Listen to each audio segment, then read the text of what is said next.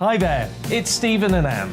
At breakfast from 6 a.m, you'll always be caught up with everything you need to know, the latest headlines, opinions and debates. We'll bring you the good news and the bad, but most of all, we're here for you. Remember, send in your views and let us know what you would like us to talk about. That's because we're your news channel. And every morning at 6 a.m, it's breakfast on GB News. My name's Tom Harwood and join me 9:30 a.m. every weekday for The Briefing, your one-stop shop for everything you need to know about what's going on in politics today. I wonder if this is a deal that might need to be like the biscuits in this factory, twice baked. Is there not an opportunity here to win out against the extremes? Tom Harwood, GB News. What are you going to do about it? Things should have been done differently, and they certainly are being done differently. Don't miss it. The Briefing with me, Tom Harwood, 9:30 Monday to Friday on GB News. Where would you like to go? Just take me to the studio, please, Matt. You know where you're going. I've got a show to do. Friday Night Feast on GB News, 7 p.m. And it's like nothing you've ever seen before. We take a different angle on the week's biggest news stories. The viewers and listeners set me some absolutely mad challenges to do. We're trying to rehome a rescue dog. And yes, there's some other wacky stuff in there as well. I feel like I could take on the world. Well, that's that. Friday Night Feast with me, Patrick Christie's, every Friday, 7 till 9 p.m. on GB News. Be there.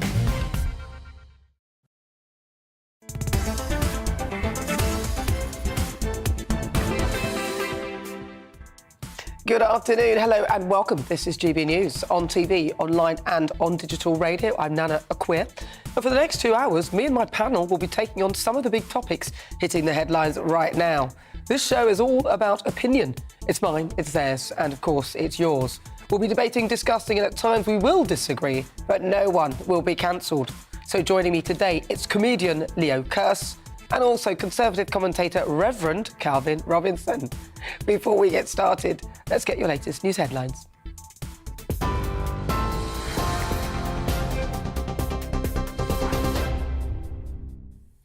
Thank you, Nana. Good afternoon. It's 4:01. I'm Rhiannon Jones in the GB newsroom. The Defence Secretary, who is tipped as a front-runner in the Conservative Party leadership contest, has ruled himself out of the race. Posting on Twitter, Ben Wallace said it wasn't an easy choice, but his focus is on his current job and keeping the country safe. Those who've entered the contest include former Equalities Minister Kemi Badenoch, who says she supports lower taxes and a tight budget.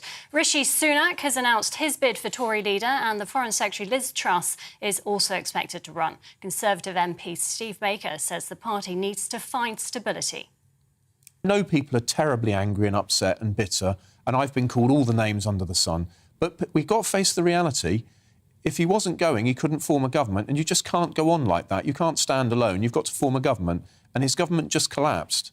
And that's very serious. What we need is political stability. I regret he's going. It's the right decision. We need to now try and find an optimistic way forward. Meanwhile, Tom Hunt, the MP for Ipswich, told GB News he's backing Kemi Badenoch.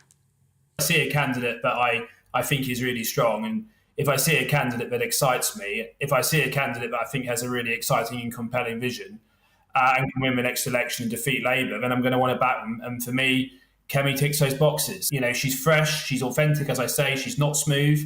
Well, I'd say she probably is smooth, but not smooth in an inauthentic way. Members of the public have also been trying to predict who will be the next Prime Minister. Let's have a listen. Probably Rishi Sunak, I imagine. Yes, Rishi Sunak. Why Rishi Sunak? It seems like he's, been gunning for that role for quite some time. Yeah. I don't know. It might be Liz. What's her name? Liz Truss? Liz Truss. Maybe. I don't know. I don't know if I'm allowed to say this now, but I'm just glad that he's leaving, and whoever comes next will be better. Meanwhile, the Education Minister has admitted she should have shown more composure after she made a rude gesture outside Downing Street. Andrea Jenkins was seen raising her middle finger at what she described as a baying mob. She says she reacted after reaching the end of her tether and that she's only human. She was appointed Parliamentary Under-Secretary of State on Friday as part of Boris Johnson's cabinet reshuffle. A new training programme for Ukrainian soldiers has started in the UK. British troops will train up to 10,000 Ukrainians at sites across the country. It's being run by the Ministry of Defence, which says it'll give volunteer recruits the necessary skills to fight Russian forces on the front line. Sri Lanka's Prime Minister says he's willing to resign to make way for an all-party government following demonstrations across the country. Thousands of protesters stormed the president's official residence in the capital in the latest escalation of political unrest. Police fired water cannons and tear gas at demonstrators. They're demanding a change in regime as the country sees its worst economic crisis in more than 70 years. And Muslims around the world are marking Eid this weekend. Thousands of people gathered in Birmingham for morning prayers for the second and biggest of the two main holidays on the Islamic calendar. It coincided with the Hajj Pilgrimage in Saudi Arabia, where hundreds of thousands of pilgrims are gathering, throwing pebbles on giant columns which symbolise Satan. Numbers are being limited this year in the wake of the pandemic. This is GB News. We'll bring you more as it happens. Now let's return to Nana Akua.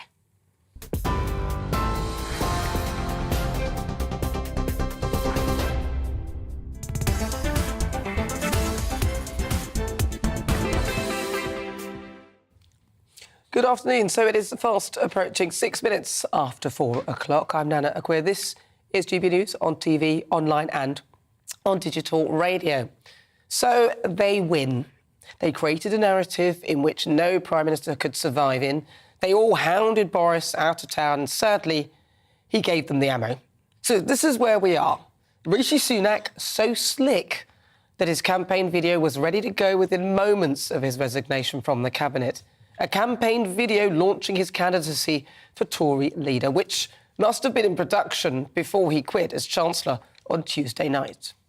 Do we confront this moment with honesty, seriousness and determination? Or do we tell ourselves comforting fairy tales that might make us feel better in the moment but will leave our children worse off tomorrow? Someone has to grip this moment and make the right decisions. I don't know about you, I prefer fairy tales. His team said it was literally put together in 2 days. Yeah, right. So next up, it's former soldier and chair of the Commons Foreign Affairs Committee, Tom Tugenhad, who has chucked his hat in the ring. In the past, he's actually openly criticised Boris Johnson. He said, "I've served before in the military and now Parliament.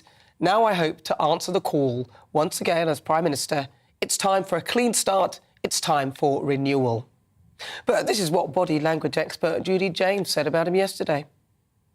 He's got one big disadvantage, though, for a politician. He's got very large eyes. Now, the eyes are the window of the soul. And it's very difficult to lie when you've got large eyes. So I would advise him to keep the glasses on. I'm more worried about the size of his forehead. Other than that, I don't know much more about him. Now, another one I know little about is Kemi Badenoch.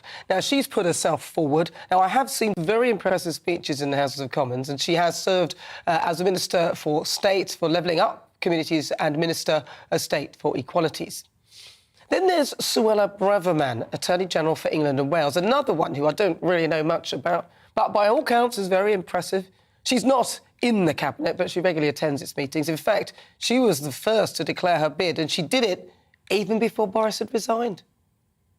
Now, those who expected to come forward are Sajid Javid, who wanted lockdown harder and faster over Christmas and mandatory jabs for employees. Remember that? Unfortunately, he chose to make a personal statement in the Commons after he resigned from the Cabinet this week, which was seen as in bad taste. There's Liz Truss, who backed Remain in the referendum. Her interest is expected in the next 48 hours. Then there's Trade Minister Penny Mordaunt, who has been touted as a future leader, some saying that she could unite right and left. Unfortunately, when she was Equalities Minister in 2018, she made the statement that trans women are women and trans men are men. No, Penny, trans women are trans women and men are men. Trans men are trans men. It's quite straightforward. I mean, there's nothing wrong with being a trans woman, by the way, so own it. She also sought to bring in the right for trans people to self-identify as male or female without a medical diagnosis. Make of that what you will. Others include Ramona Jeremy Hunt and Brigadier Nadeem Zahawi, who was given the top job of Chancellor and then stabbed Boris in the back And, of course, there will be others. So within 6 years, we've had 3 different leaders, all from the same party. Every time we ask these people to do some work, they change leader. We, the British public, deserve better. We need to set a law that doesn't allow political parties to continuously do this. No wonder the country's in a mess. It's ridiculous. The rest of the world simply can't keep up. It's an absolute joke.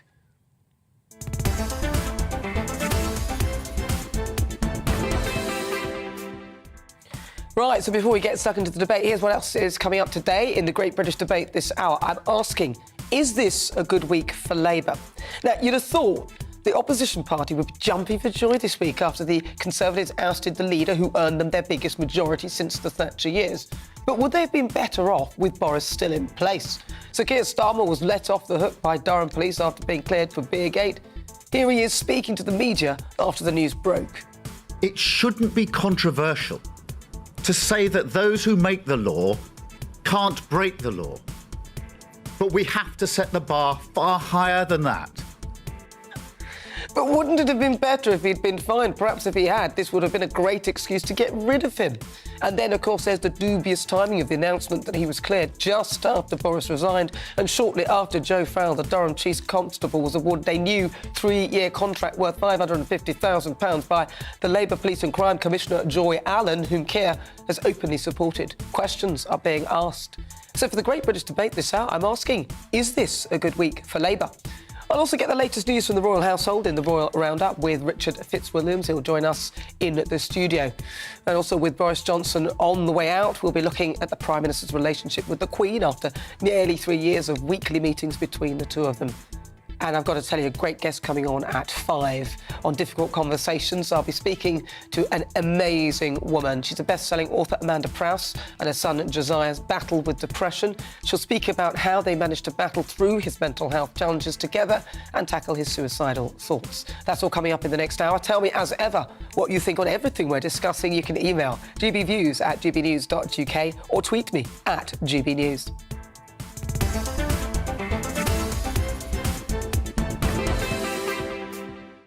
Right, let's get started. Let's welcome again to my panel comedian Neo Curse and Conservative commentator Reverend Calvin Robinson.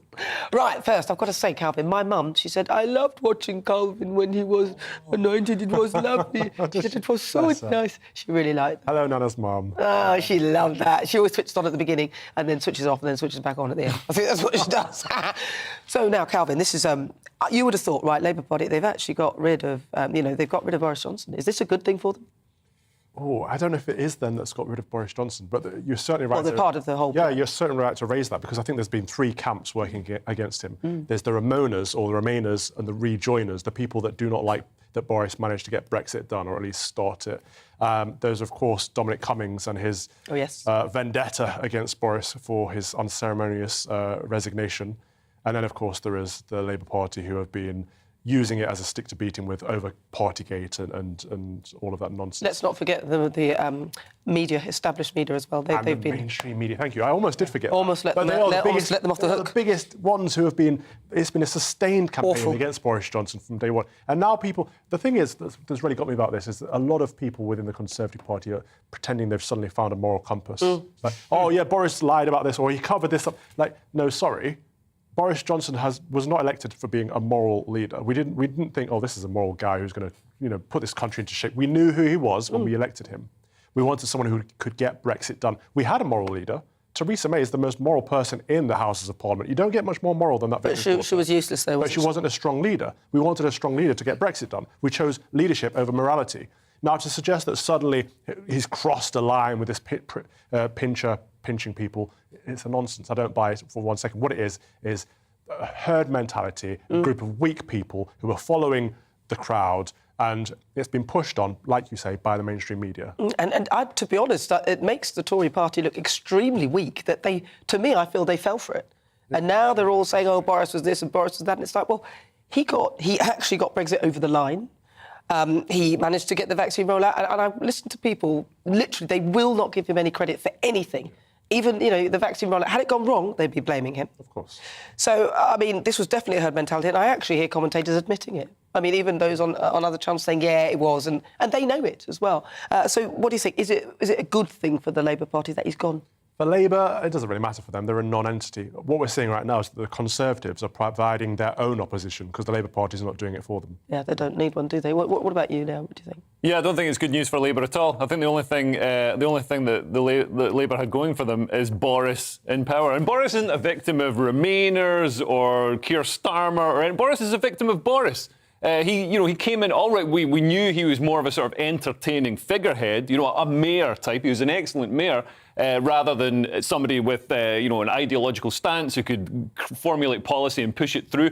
But he was an absolute shambles in office. I mean, he broke rules and conventions left, right and centre. Well, if you believe everything you hear, but he genuinely did. Yeah, but a lot of his civil servants broke rules and conventions. I'm not just talking about... If you look at the rest of the whole... I'm not just talking about Partygate. I'm not just talking about Partygate. He tried to rewrite the rules that govern MPs' conduct. Well, the 1922 committee tried to change the rules that govern whether the leader can get rid of. I mean, you're blaming him, but what about you? This is ridiculous. Come on, they all keep trying to change the rules. Boris Johnson tried to change the rules of the ministerial code, which is wrong. I give you, which is wrong. But then to get him out, the 1922 committee said actually we might have to change the rules on how often we can hold a vote of no confidence because they held one and confidence was proven in him. Well, he won though. He won the vote. He won the vote. 50-something% is hardly the most. Well, actually, it was higher. That's a Ramona argument. That's this whole, the percentage, the margin wasn't big enough. Yeah, margins matter. The margin doesn't matter. No, is he going to win or you lose? That's all that matters. But according to the rules of the 1922 committee, they don't matter. And if you do win that confidence vote, then you can stay in for 12 months. They were prepared to change that rule, so you can't really hang Boris on that and then not hang them on it as well. Are you defending Boris as some sort of principle? I'm not defending him. If I could get a word in, Boris didn't have the moral fibre to make decisions in the nation's interest if it damaged his popularity. All he cared about was his own popularity. He wouldn't make any policy that would damage his popularity, and his whole, for all that people say that he got Brexit done, he didn't. The country's in an absolute mess. It's an absolute shambles. All of that is right. All of that is right. He didn't have the moral fibre, but we knew that. The guy's on his third marriage. We don't even know how many kids he has, our Prime Minister. We knew he didn't have the moral compass. We knew he didn't have the moral fibre. That is not a revelation, is my point. And I don't think that's relevant, really. What we want is somebody... It's utterly relevant. Not to me, it isn't. What I want is somebody who gets things through the line, gets people to vote for the party, and he did exactly that. If he got things through the line, why have we got the lowest growth of any country in the G20? Because of the pandemic. Are we the only country that had a pandemic? Well, they've all got very low. If you want to point them out, actually, we're doing a lot better than the others. But a lot of people are going through low growth. A lot of them are doing really high inflation. Yes. Scotland's about to leave. Well, Nicola Sturgeon, Scotland's always about to leave. I mean, Nicola Sturgeon won't let it go. Once she's gone, then perhaps they won't be about to leave. But actually, I beg to differ. I think that Boris is actually, him going will potentially mean that Scotland won't leave at all. I think Brexit's been shown to be, people voted for it for the right reasons and they've got the wrong result. Nobody voted for a worse economy. Well, you can't... And for all the Brexit was about... A lot of Brexit was about our sovereignty and taking back control of our borders. Yeah. And Boris didn't deliver on control of our borders. No, he hasn't. Nearly 1 million migrants come here. Listen, I don't think he's delivered on that at all. But what I will say is at least you know who the million are, rather than a load of people coming from the EU who just literally flood the work market. So the idea is right. They just need to establish... Hang on. They need to just establish the numbers and try and be a bit more selective. That's all. But let's come back to the Labour Party, because is this a good week for them, then, if you look at this? Because you've got Boris Johnson off now. He's out of the way. They've survived Beergate Keir as well. Starmer and his Beergate business. Do they really want him? Keir. Do they want him? I think they do for now. I mean, he's a centrist, leader, which is what... I mean, the danger for the Labour Party is they slip back into that ideological tub-thumping of Jeremy Corbyn type lefties, and they really need to keep that toxicity away from the party, because that side will never be electable in the UK. So what do you think about the leaders then? People going for leadership now. Rishi Sunak. So he released his video within moments of obviously resigning from the cabinet, and as soon as Boris sort of announced that he was going, then Rishi had a video which his team claim that they did it in 2 days, which... it's massive nonsense. He is the biggest career. It's a lie, isn't it? That sounds like a lie to me. Look at his supporters. All of the careerists are going... The ambitious people are going with Rishi Sunak.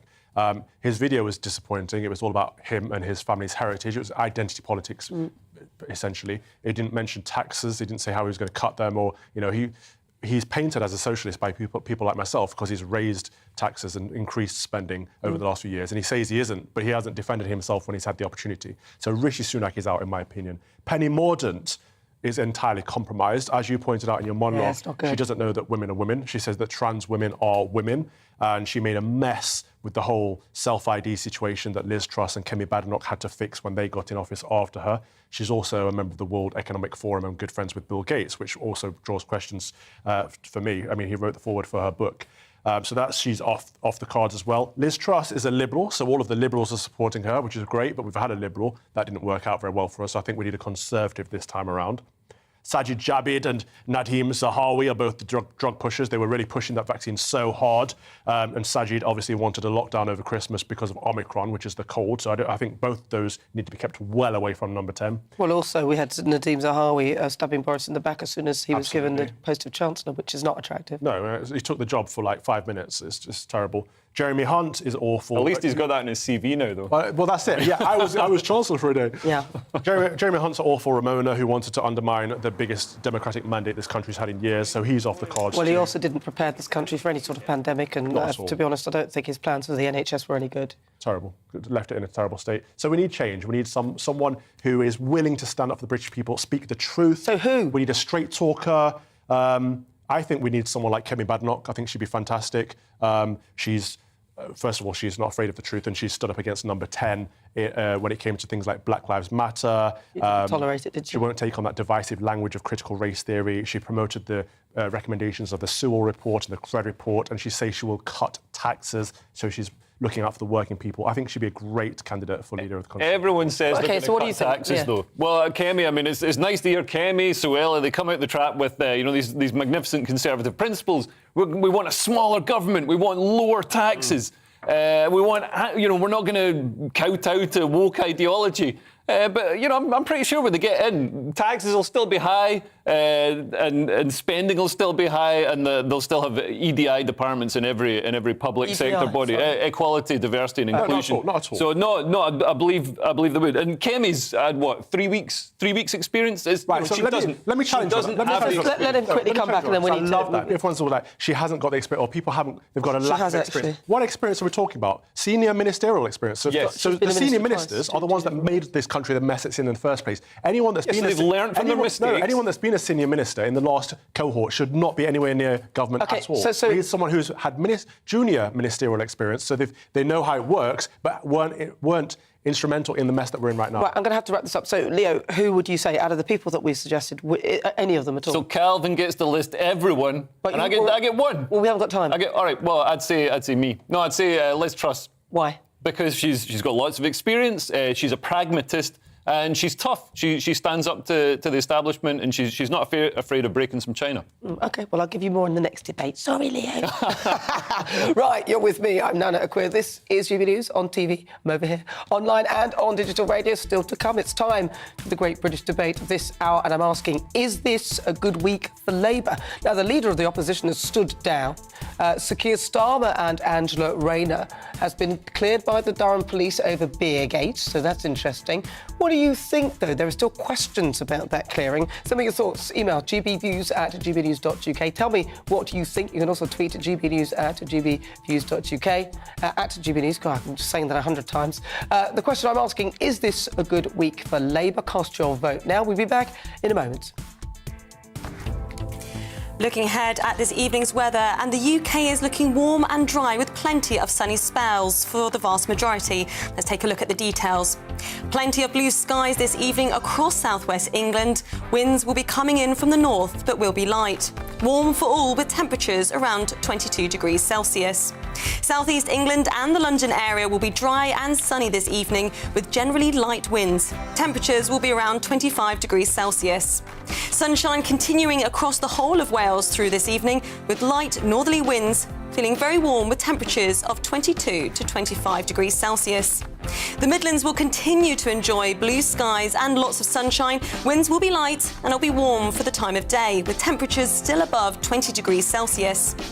There is little chance of a little cloud across parts of northeast England, though there will be plenty of warm sunshine too. Temperatures ranging from 16 at the coast to 20 Celsius inland. Northern Scotland will remain cloudy this evening, with some patchy light rain moving eastwards. Further south, it will be dry with plenty of sunshine, temperatures still around 18 degrees Celsius. Northern Ireland remains dry this evening with variable amounts of cloud. There'll be plenty of sunny spells though, with temperatures around 17 to 20 degrees Celsius. Winds staying light for all. Staying warm and dry tonight for many with clear skies. Patchy rain still possible for the far north of Scotland. That's how the weather is shaping up over tonight.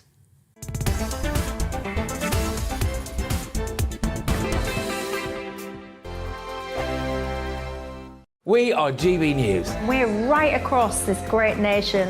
On TV. On radio. On digital. Absolutely everywhere. We don't talk down to you. We embrace all voices with honest and civilised conversation.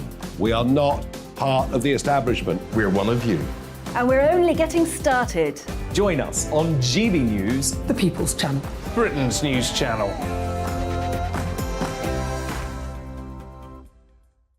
Hi there, it's Stephen and Anne. At breakfast from 6 a.m, you'll always be caught up with everything you need to know, the latest headlines, opinions and debates. We'll bring you the good news and the bad, but most of all, we're here for you. Remember, send in your views and let us know what you would like us to talk about. That's because we're your news channel. And every morning at 6 a.m, it's breakfast on GB News. My name's Tom Harwood and join me 9:30 a.m. every weekday for The Briefing, your one-stop shop for everything you need to know about what's going on in politics today. I wonder if this is a deal that might need to be like the biscuits in this factory, twice baked. Is there not an opportunity here to win out against the extremes? Tom Harwood, GB News. What are you going to do about it?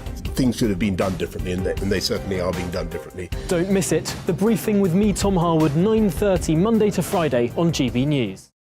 Where would you like to go? Just take me to the studio, please, mate. You know where you're going. I've got a show to do. Friday Night Feast on GB News, 7 p.m. And it's like nothing you've ever seen before. We take a different angle on the week's biggest news stories. The viewers and listeners set me some absolutely mad challenges to do. We tried to rehome a rescue dog. And yes, there's some other wacky stuff in there as well. I feel like I could take on the world.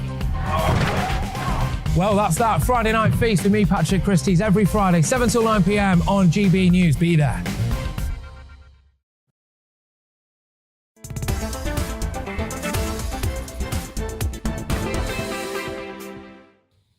Good afternoon. So it's just fast approaching 27 minutes after 4 o'clock. This is GB News on TV, online and on digital radio. I'm Nana Akua. You can also catch up on the GB News app. Now, before the break, we were discussing the runners and riders for Tory leadership. Let's have a look at what you've been saying about them. Pauline says there is not one of the backstabbing Tory traitors I would vote for now. I've always voted Conservative, but never again after this charade. In fact, there is not one party worth my vote. Terry says none of the proposed future PM applicants are educationally qualified to run the country. Billy says, I absolutely love you, Nana. Thank you, Billy. I always look forward to your show. Leo and Calvin on the panel. What a show. Kemi is my choice for PM. And Alex says Tugenhad was in the army and is a nice bloke, but he voted Remain. Yeah, and we should hold that thought because I don't think people who voted Remain, will they do a Theresa May on us? Right, it is time for the Great British Debate this hour. And I'm asking, is this a good week for Labour? Now, on the face of it, it would seem that the Labour Party have had a good week, excuse me, with the Conservatives in turmoil after ousting their leader and trailing in the polls. But in the long run, Boris Johnson stepping down could well have a negative impact on Labour's electoral chances. The party will more than likely go into the next general election with Keir Starmer as its leader after he was cleared of lockdown breaches by Durham police yesterday. Although it's not over for Keir because Nadine Dorries, the Culture Secretary, demanded to know what conversations Mrs Allen, the Durham Police and Crime Commissioner, had with officers who cleared Keir of breaking COVID lockdown rules. So for my Great British Debate this hour, I'm asking, is this a good week for Labour? I'm joined now by Peter Edwards. He's the former editor for the Labour List. Peter, thank you very much for joining me. So, Peter, talk to me. Are you pleased that Sir Keir Starmer has been given the all-clear by Durham Police? Well, of course, I'm delighted that Keir Starmer's been cleared, but I'm not surprised because there are many of us that said Beergate did not exist, it did not happen, there was nothing to worry about. And it was a story got up by the Daily Mail and egged on by some broadcasters. Not you, of course, but other parts of the media and also egged on by the Tories. But you have to remember, of course, it's also been a bad week for the country. Yes, Labour might be seen to have some tactical short-term advantage, but a Prime Minister quitting because of sleaze, deceit and breaking the law is bad for everyone. And it happens when we're in the midst of a cost of living crisis. So Labour shouldn't be, and I don't think it will be, triumphant. But surely it should be better for them if Boris Johnson had stayed in post, if those things that you're saying are true. Well, I don't know about that. Ultimately, we're all patriots and we want Britain to do better in future, particularly economically. So there just wasn't confidence in Boris Johnson. So I think that's a classic question for anyone in opposition. If you have a weak Prime Minister staying on that you can rhetorically batter in the House of Commons, but actually you want strong leadership. And anyway, there is going to be a fork in the road. And I think there are two things now. One is, of course, Keir Starmer's reputation for probity and honesty and sticking to his principles is enhanced. But then there's a separate issue for Labour about what they say about the government. And my advice to them, if they were to ask me, would be to make clear that the fundamentals haven't changed. We've still got a cost of living crisis. We still have sleaze in the government. We have lots of leadership contenders that were out there defending Boris Johnson up till this very week. So the fundamentals of an out-of-touch elite failing to invest in public services, I suspect, will be at the heart of Labour's narrative, even though we could end up with a very different type of leader. And obviously, bear in mind, there is always this there's this pivot, isn't there, when Tories have their leaders, from David Cameron, very smooth, Theresa May, seen as a bit more real and not from the Westminster cartel, and then back to Boris, who was a Brexiteer, freewheeling all over the place. So there might be another pivot, seen as someone who's a bit more safe and cautious while honouring Brexit. Let's stick with Labour, though. Let's stick with the Labour Party, though, because I want to ask you about this, because it seems very cosy. People are pointing this out, that Keir Starmer campaigned, you're talking about integrity and honesty, that Keir Starmer campaigned for this crime czar whose force is refusing to find him over the Beergate party scandal. Now, a lot of people are saying that, hang on a minute, because he endorsed Labour's Joy Allen, and then she ran for election as Durham's Police and Crime Commissioner, and people are connecting this 3-year, £550,000 contract with that, and it does seem a bit dubious. And then obviously the announcement of Keir Starmer that he's not being fined just after Boris, and even during the by-elections, there was, you're talking about integrity, so people are right to question things that look a bit disingenuous, don't you think? I know you're just asking a question, but anyone who believes that is trying to keep it going. Anyone in any party endorses their colleagues. So, I would endorse Keir Starmer and he would endorse me when I was a candidate. Everyone endorses everyone in the same party. That's just a fact of life. And I'm sure if you're the leader of the Labour Party in that senior position, you'll be asked to write lots of paragraphs backing candidates in 650 seats around the country, as well as police and crime commissioners. The other thing to remember, of course, is those commissioners are not involved in operational policing decisions. OK, fair enough, Peter, although really good to talk to you. Peter Edwards, he's the former editor of the Labour List. Right, I'm also joined by the columnist Samantha Smith. Now, Samantha, do you think that the Labour are actually going to form the next government? And has it been a good week for them? Where is Samantha? Samantha! She's on her way. Right, Samantha, good. Right, so what do you think then? We're talking about the Labour Party. Was this a good week for them? Keir Starmer, they've got to keep Keir, and they've lost Boris, who was an election winner.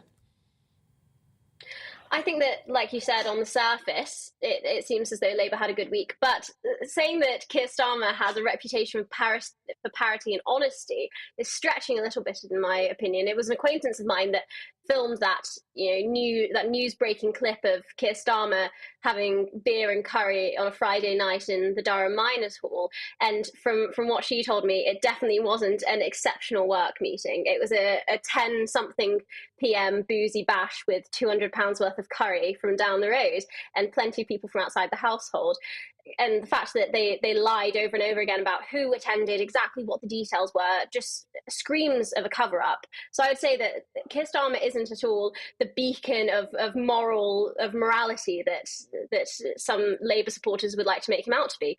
And also, you're very right, Boris was an election winner for them. The fact that Boris completely decimated the public trust in him, the public faith, was a tagline in the making for Labour's general election campaign. But now, what we're seeing is a leadership contest with very, very qualified candidates who are hopefully, as a Conservative supporter, I hope that they're going to turn the party around and return us to proper, good, old-fashioned Conservative values.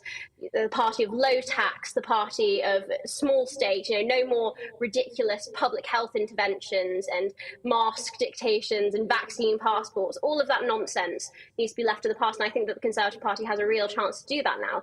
I was speaking to a taxi driver on my way home today, and we came onto politics because everyone is talking about politics nowadays, and I asked him about his opinion of Keir Starmer, and he said, I wouldn't trust that bloke as far as I could throw him. I don't know what he stands for. No one knows what he actually wants for the country because he's so focused on winning without any real policy or vision for the future of the country. I don't know whether he cares about my job, my family, my security. Well, you'd have thought even by now as well, he's been in power with the Labour Party as a leader, but not actually in power. You'd thought by now people would have supported him, and they haven't. Samantha, thank you very much for your thoughts. That's Samantha Smith.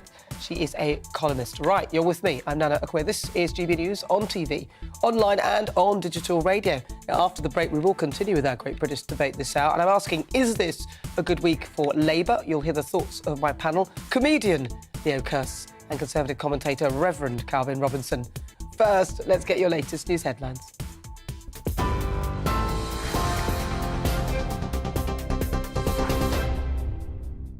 Thank you, Nana. It's coming up to 4:35. I'm Rhiannon Jones in the GB newsroom. The Defence Secretary, who is tipped as a front-runner in the Conservative Party leadership contest, has ruled himself out of the race. Posting on Twitter, Ben Wallace said it wasn't an easy choice, but his focus is on his current job and keeping the country safe. Those who have entered the contest include former Equalities Minister Kemi Badenoch, who says she supports lower taxes, as well as Rishi Sunak. British troops are training up to 10,000 Ukrainian soldiers in the UK to help them win the war against Russia. It's being run by the Ministry of Defence, which says the programme will give volunteer recruits the necessary skills to fight on the front line. Sri Lanka's Prime Minister says he's willing to resign to make way for an all-party government following demonstrations across the country. Thousands of protesters have stormed the president's official residence in the latest escalation of political unrest there. Police fired water cannons and tear gas at demonstrators who are demanding a regime change. Muslims around the world are marking Eid this weekend. Thousands of people gathered in Birmingham for morning prayers for the second and biggest of the two main holidays on the Islamic calendar. It coincides with the Hajj Pilgrimage in Saudi Arabia. These are live shots from Mecca, where hundreds of thousands of pilgrims have been gathering for the annual ritual, throwing pebbles on giant columns which symbolise Satan. Numbers are being limited this year in the wake of the pandemic. And history's been made at Wimbledon this afternoon. Elena Rybakina becomes the first player from Kazakhstan to win a Grand Slam title.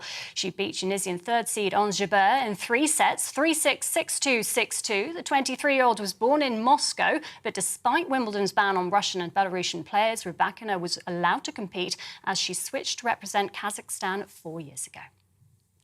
And congratulations to her. TV online and DAB Plus radio, this is GB News. Don't go anywhere. Nana Akua will be back in just a moment.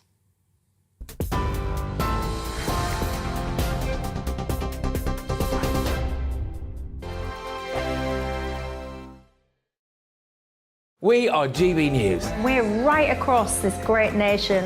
On TV. On radio. On digital. Absolutely everywhere. We don't talk down to you. We embrace all voices with honest and civilised conversation. We are not part of the establishment. We're one of you. And we're only getting started. Join us on GB News, the People's Channel. Britain's news channel.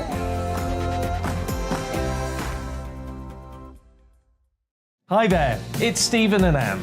At breakfast from 6 a.m, you'll always be caught up with everything you need to know, the latest headlines, opinions and debates. We'll bring you the good news and the bad, but most of all, we're here for you. Remember, send in your views and let us know what you would like us to talk about.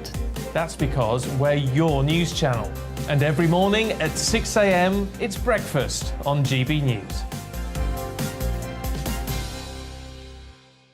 My name's Tom Harwood and join me 9:30 a.m. every weekday for The Briefing, your one-stop shop for everything you need to know about what's going on in politics today. I wonder if this is a deal that might need to be like the biscuits in this factory, twice baked. Is there not an opportunity here to win out against the extremes? Tom Harwood, GBNews. What are you going to do about it? Things should have been done differently, and they certainly are being done differently. Don't miss it. The Briefing with me, Tom Harwood, 9:30 Monday to Friday on GB News. Where would you like to go? Just take me to the studio, please, Matt. You know where you're going. I've got a show to do. Friday Night Feast on GB News, 7 p.m. And it's like nothing you've ever seen before. We take a different angle on the week's biggest news stories. The viewers and listeners set me some absolutely mad challenges to do. We tried to rehome a rescue dog. And yes, there's some other wacky stuff in there as well. I feel like I could take on the world. Well, that's that. Friday Night Feast with me, Patrick Christie's, every Friday, 7 till 9 p.m. on GB News. Be there.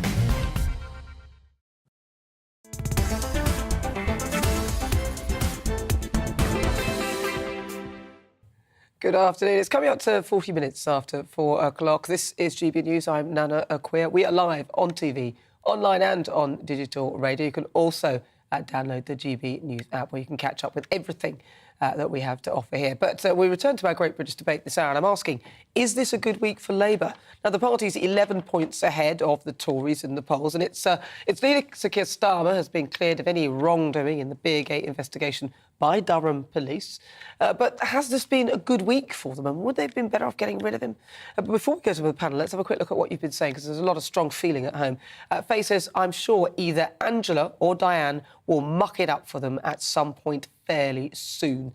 Then we've got this one. If Boris Johnson burned down an orphanage and Keir Starmer cured cancer, the Labour Party would still be unelectable.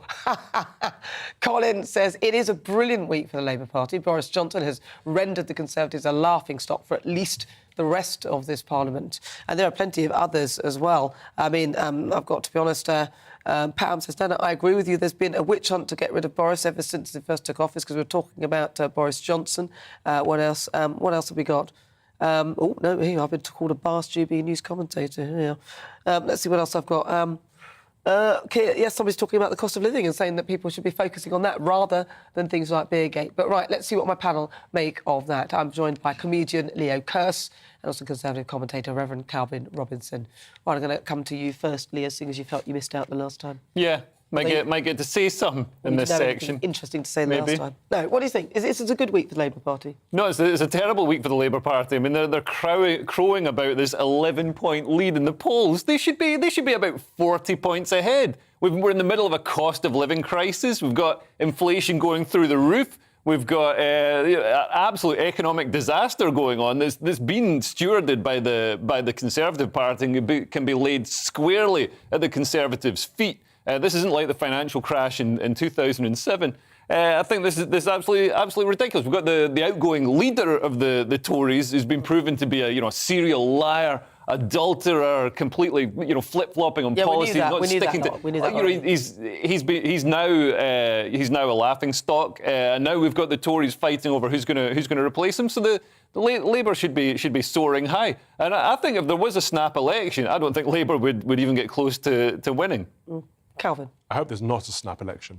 You're right on so many points. We've had 6 years of turbulence. We've had Brexit. We've had the COVID pandemic. We've got a cost of living crisis.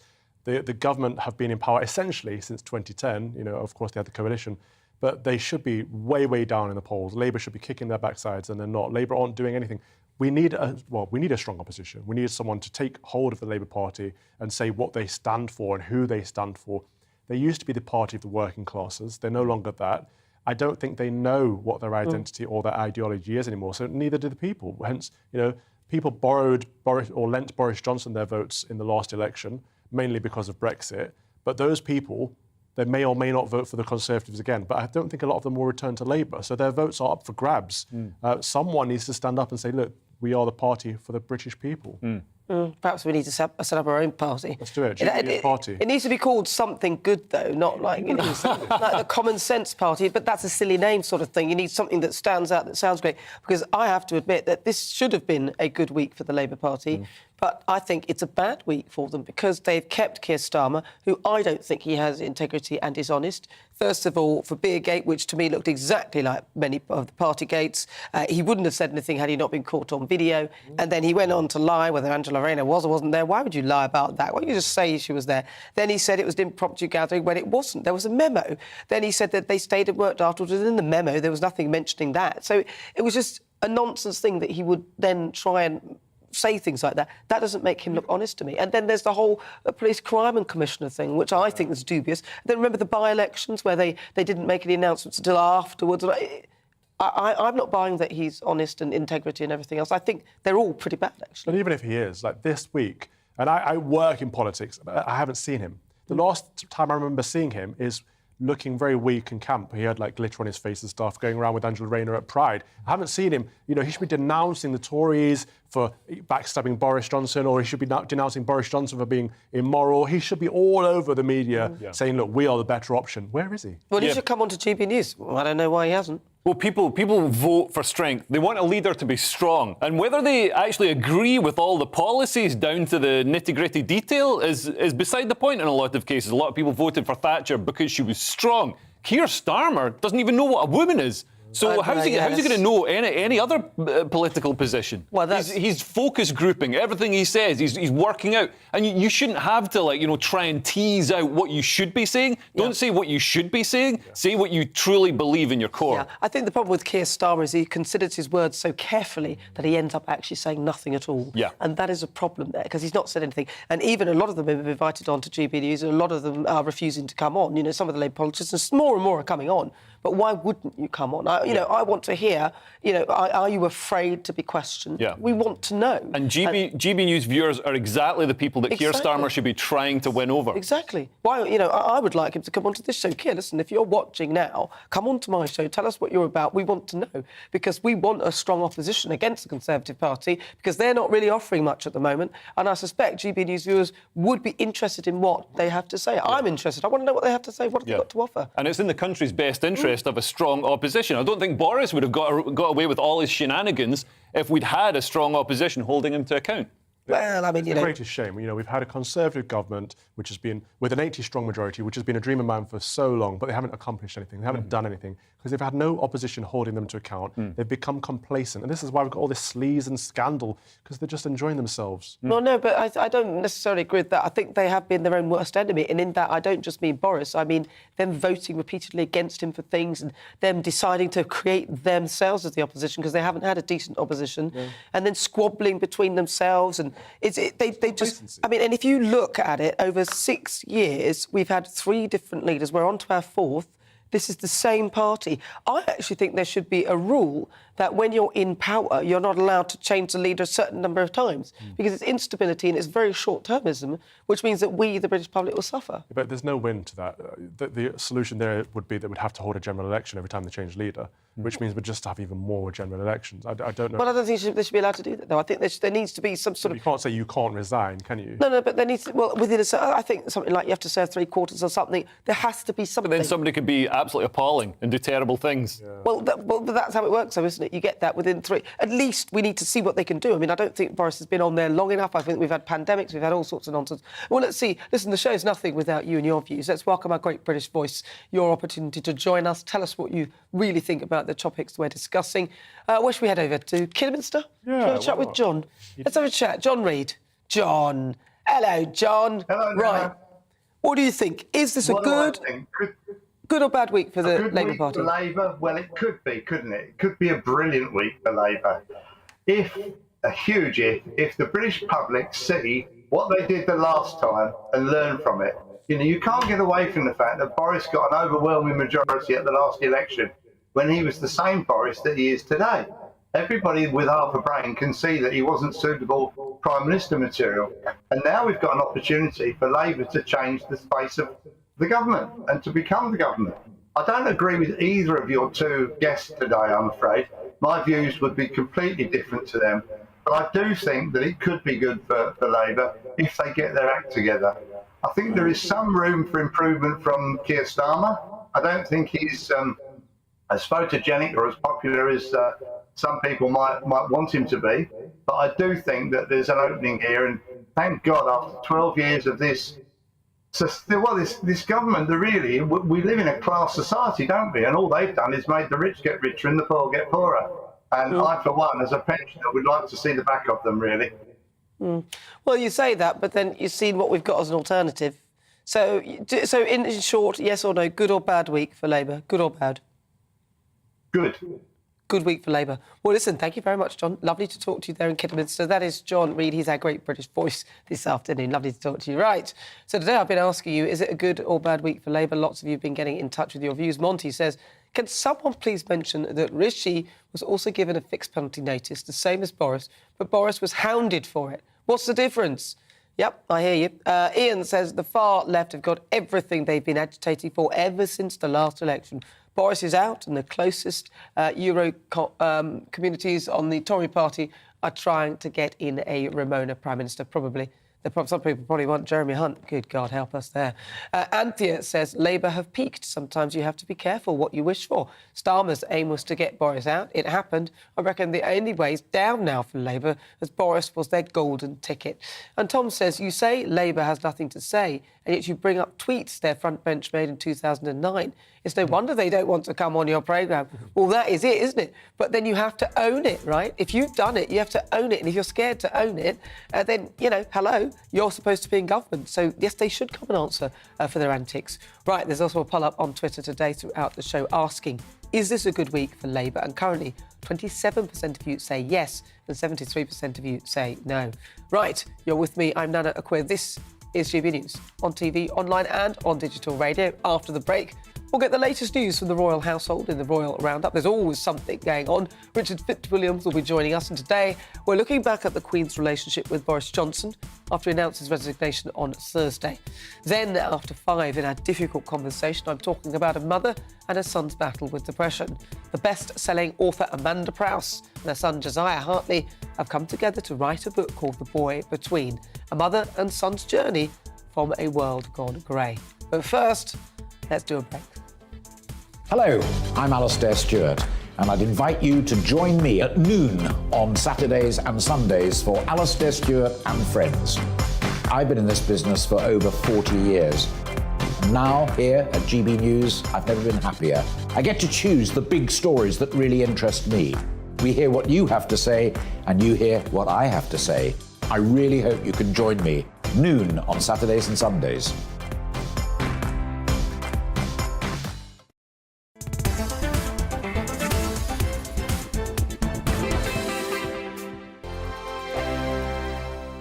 We are GB News. We're right across this great nation. On TV. On radio. On digital. Absolutely everywhere. We don't talk down to you. We embrace all voices with honest and civilised conversation. We are not part of the establishment. We're one of you.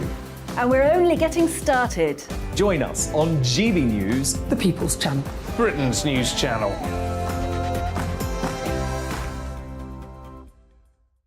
Hi there, it's Stephen and Anne. At breakfast from 6 a.m, you'll always be caught up with everything you need to know, the latest headlines, opinions and debates. We'll bring you the good news and the bad, but most of all, we're here for you. Remember, send in your views and let us know what you would like us to talk about. That's because we're your news channel. And every morning at 6 a.m, it's breakfast on GB News.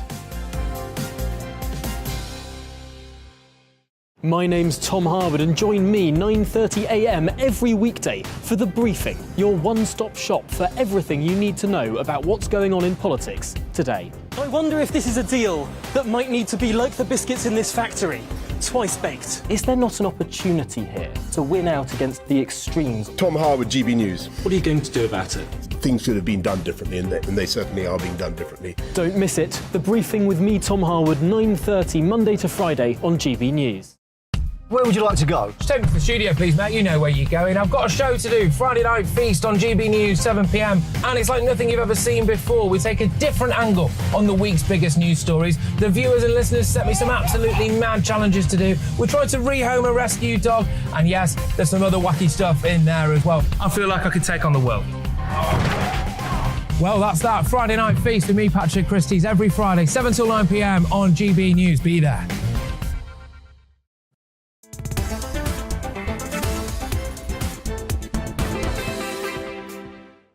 So good afternoon. This is GB News on TV, online and on digital radio. Don't forget, follow us on YouTube. We are the People's Channel. I'm Nana Akua. Now, there is always something going on in the royal household, and this week has been no different. And every Saturday, I like to give you a little rundown. So today, we're looking back at the Queen's relationship with Boris Johnson after he announced his resignation on Thursday. So I'm joined now by the royal commentator, Richard Fitzwilliams, to give us a rundown. Right. So let's talk about the Queen and Boris, because he used to see her, like, was it once a week he'd go and see the Queen? Well, of course, constitutionally, it's the weekly audiences of the Prime Minister are one of the monarch's duties.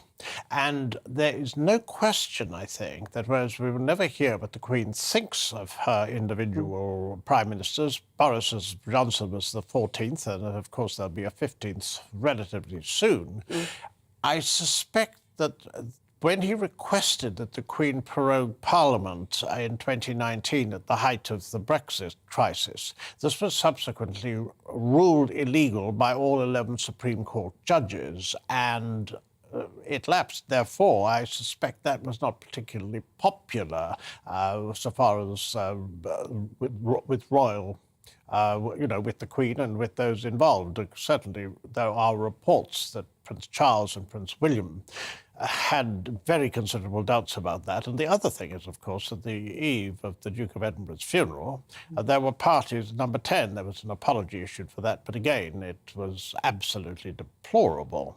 And Boris Johnson's behaviour in recent weeks, I mean, obviously, the Queen would, the very last thing the monarch wants to do is to be drawn into any political controversy. If there's a hung parliament, for example, it is now a procedure for the Prime Minister to advise the Queen who would command the support in Parliament of a majority.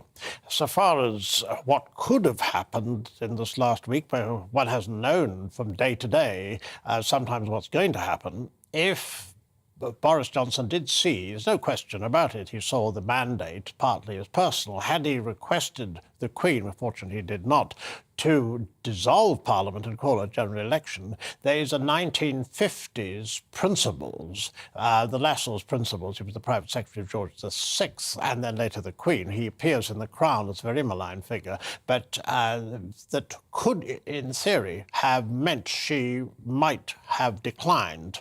And that would, of course, have constitutionally been very difficult. And you talked about dissolving Parliament. What does that sort of mean? Because call a general election. Just in theory, that is calling it. So you think, because Boris Johnson could have done that, couldn't he? Or is he not allowed to do that now? Oh, he could have. Well, I mean, now, obviously, he can't, but he could have done before he resigned. Nobody knew where they were, I think, for a couple of days at least. And certainly, I mean, the predictions and so forth, everything went haywire. But he could have called a general election. He could have requested it. And the last monarch to decline to sign a bill was Queen Anne in 1708. It was to do with the Scottish militia. She believed they were disloyal. And the last Prime Minister to be dismissed by a monarch was Lord Melbourne in 1834 by William IV. So, I mean, the Queen doesn't want to be involved in party politics. Do you think if he had a sort of called election and a general election that she would have gone along with it?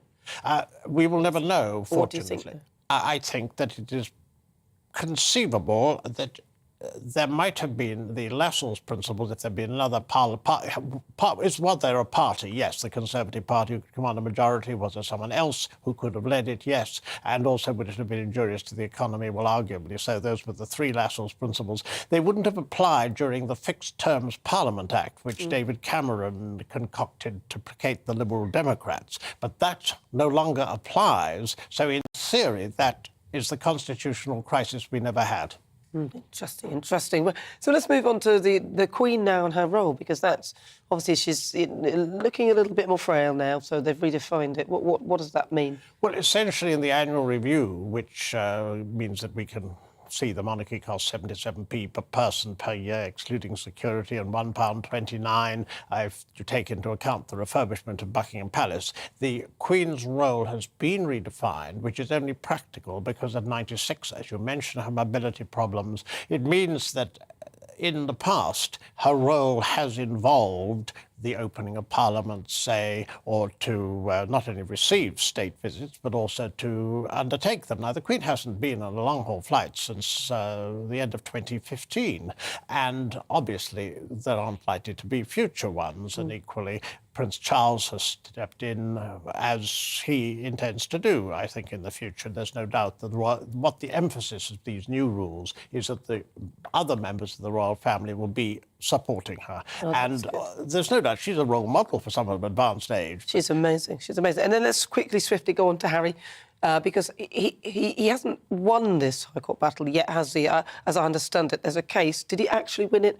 Or because I thought there was another stage to it. So where are we in it? Where we are is that he believes he should get the security he used to have when he was a full-time working royal. His cases against the Home Office, they say not, but they judge on a case-by-case basis. What emerged in the High Court was the fact that he didn't know that the Queen's private secretary was involved in this decision, and it came out, as we'd heard this before, the Sussexes and Edward Young were not close, to put it mildly, and this is what apparently has been confirmed. No, the judgment is to be expected later on this. Yes, so he thinks it should be automatic. Interesting. Well, he's not a working royal, is he, Richard? He isn't. And he chose not to be, so he should accept what comes with that. Richard Fitzwilliams, always a pleasure. Thank you very much. There's, of course, Richard Fitzwilliams. He's a royal commentator. You're watching me. I'm Nana. This is GB News. More to come in the next hour.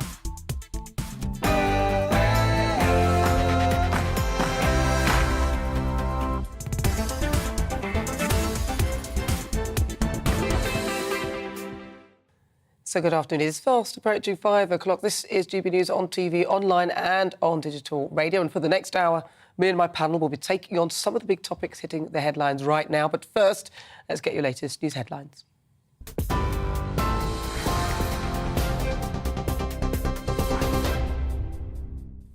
Good afternoon. It's just gone 5 o'clock. I'm Rhiannon Jones in the GB newsroom. The Defence Secretary, who was tipped as a front-runner in the Conservative Party leadership contest, has ruled himself out of the race. Posting on Twitter, Ben Wallace said it wasn't an easy choice, but his focus is on his current job and keeping the country safe. Those who've entered the contest include former Equalities Minister Kemi Badenoch, who says she supports lower taxes and a tight budget. Rishi Sunak has announced his bid for Tory leader, and the Foreign Secretary Liz Truss is also expected to run. Conservative MP Steve Baker says the party needs to find stability. I know people are terribly angry and upset and bitter, and I've been called all the names under the sun. But we've got to face the reality. If he wasn't going, he couldn't form a government, and you just can't go on like that. You can't stand alone. You've got to form a government, and his government just collapsed. And that's very serious. What we need is political stability. I regret he's going. It's the right decision. We need to now try and find an optimistic way forward. Meanwhile, Tom Hunt, the MP for Ipswich, told GB News he's backing Kemi Badenoch. I see a candidate that I think is really strong, and if I see a candidate that excites me, if I see a candidate that I think has a really exciting and compelling vision and can win the next election and defeat Labour, then I'm going to want to back them. And for me, Kemi ticks those boxes. You know, she's fresh, she's authentic, as I say, she's not smooth. Well, I would say she probably is smooth, but not smooth in an inauthentic way. Well, members of the public have also been trying to predict who will be the next Prime Minister. Let's have a listen. Probably Rishi Sunak, I imagine. Yes, Rishi Sunak. Why Rishi Sunak? It seems like he's, been gunning for that role for quite some time. Yeah. I don't know. It might be Liz. What's her name? Liz Truss? Yeah, Liz Truss. Maybe. I don't know. I don't know if I'm allowed to say this now, but I'm just glad that he's leaving, and whoever comes next will be better. Well, the new Education Minister has admitted she should have shown more composure after she made a rude gesture outside Downing Street. Andrea Jenkins was seen raising her middle finger at what she described as a baying mob. She says she reacted after reaching the end of her tether and that she's only human. She was appointed Parliamentary Under-Secretary of State on Friday as part of Boris Johnson's cabinet reshuffle. A new training programme for Ukrainian soldiers has started in the UK.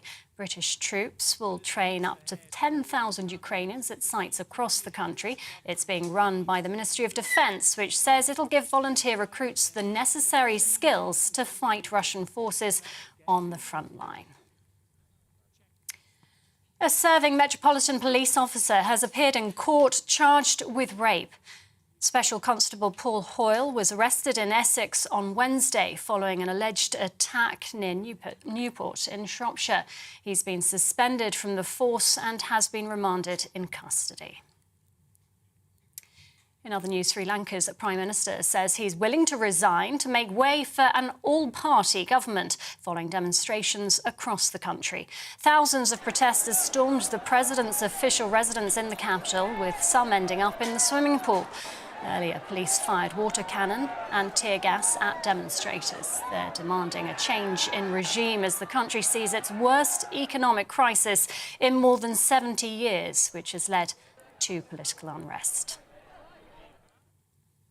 Muslims around the world are marking Eid this weekend. Thousands of people gathered in Birmingham for morning prayers, the second and biggest of the two main holidays on the Islamic calendar. It coincides with the Hajj Pilgrimage in Saudi Arabia. These are live shots from Mecca, where hundreds of thousands of pilgrims have been gathering for the annual ritual, throwing pebbles on giant columns which symbolise Satan.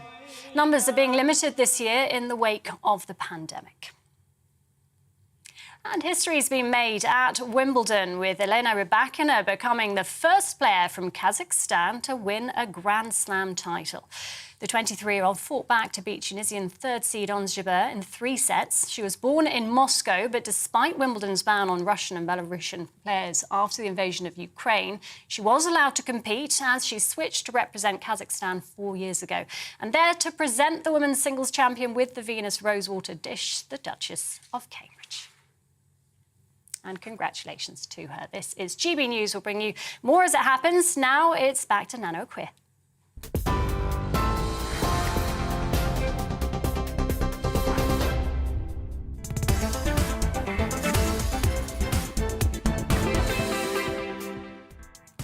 Good afternoon. This is GB News. It's just coming up to 6 minutes after 5 o'clock. I'm Nana Akua, and for the next hour, me and my panel will be taking on some of the big topics hitting the headlines right now. This show is all about opinion. It's mine, it's theirs, and of course it's yours. We'll be debating, discussing, and at times we will disagree, but no one will be cancelled. So joining me today is the Conservative commentator Reverend Calvin Robinson and comedian Leo Kearse. Now, still to come, in a moment, we'll be getting stuck into my difficult conversation, and I'm joined in the studio by best-selling novelist Amanda Prowse and her son Josiah.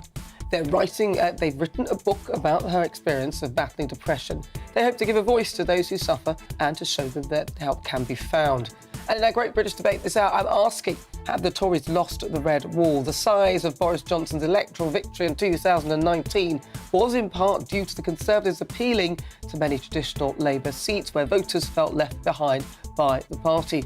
But the Tories are trailing Labour in the polls, and in the recent Wakefield by-elections, Sir Keir Starmer's party was able to regain one of those traditional seats. So, with the Conservatives in turmoil, I'm asking, have the Tories lost the red wall? You can email gbviews@gbnews.uk or tweet me at gbnews.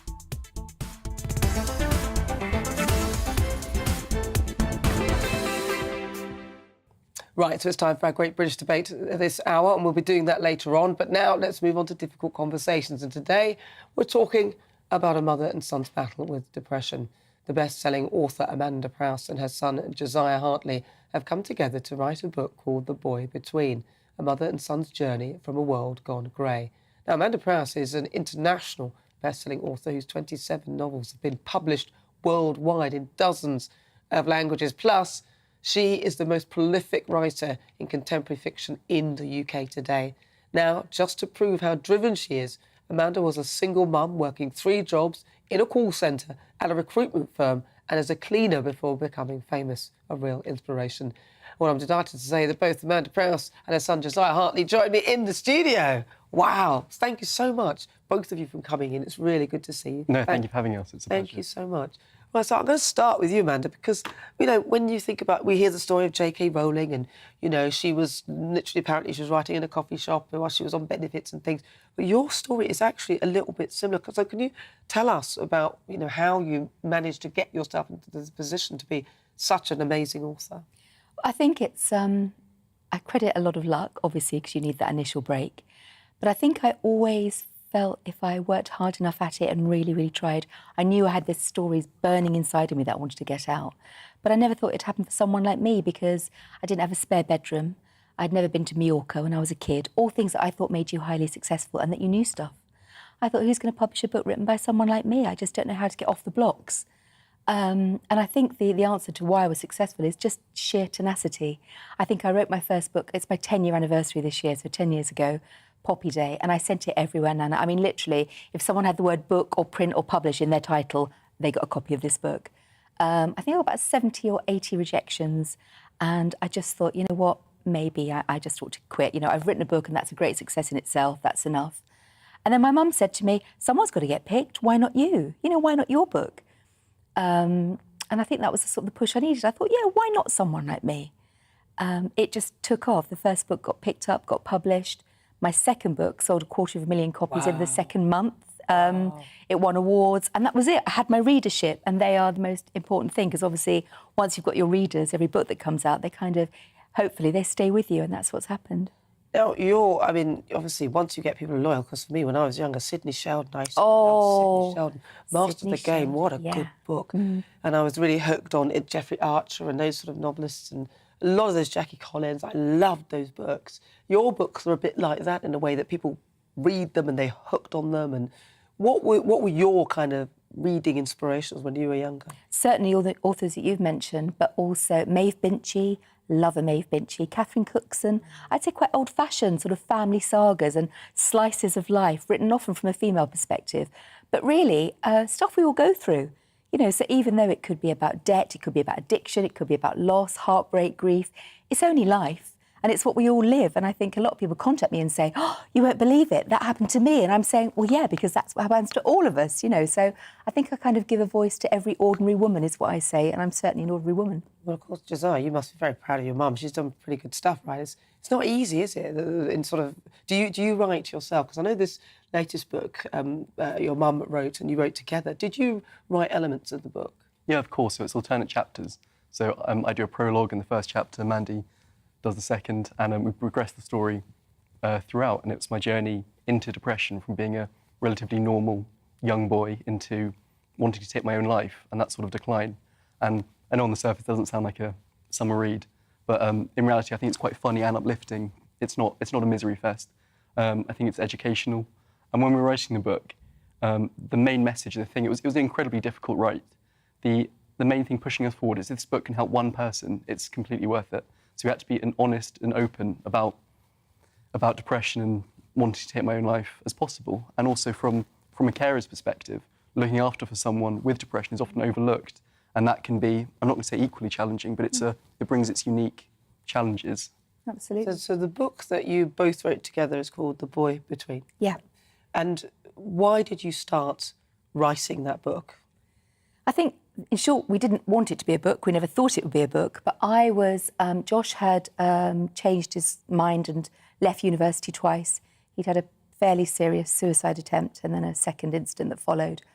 And I thought that was the low point.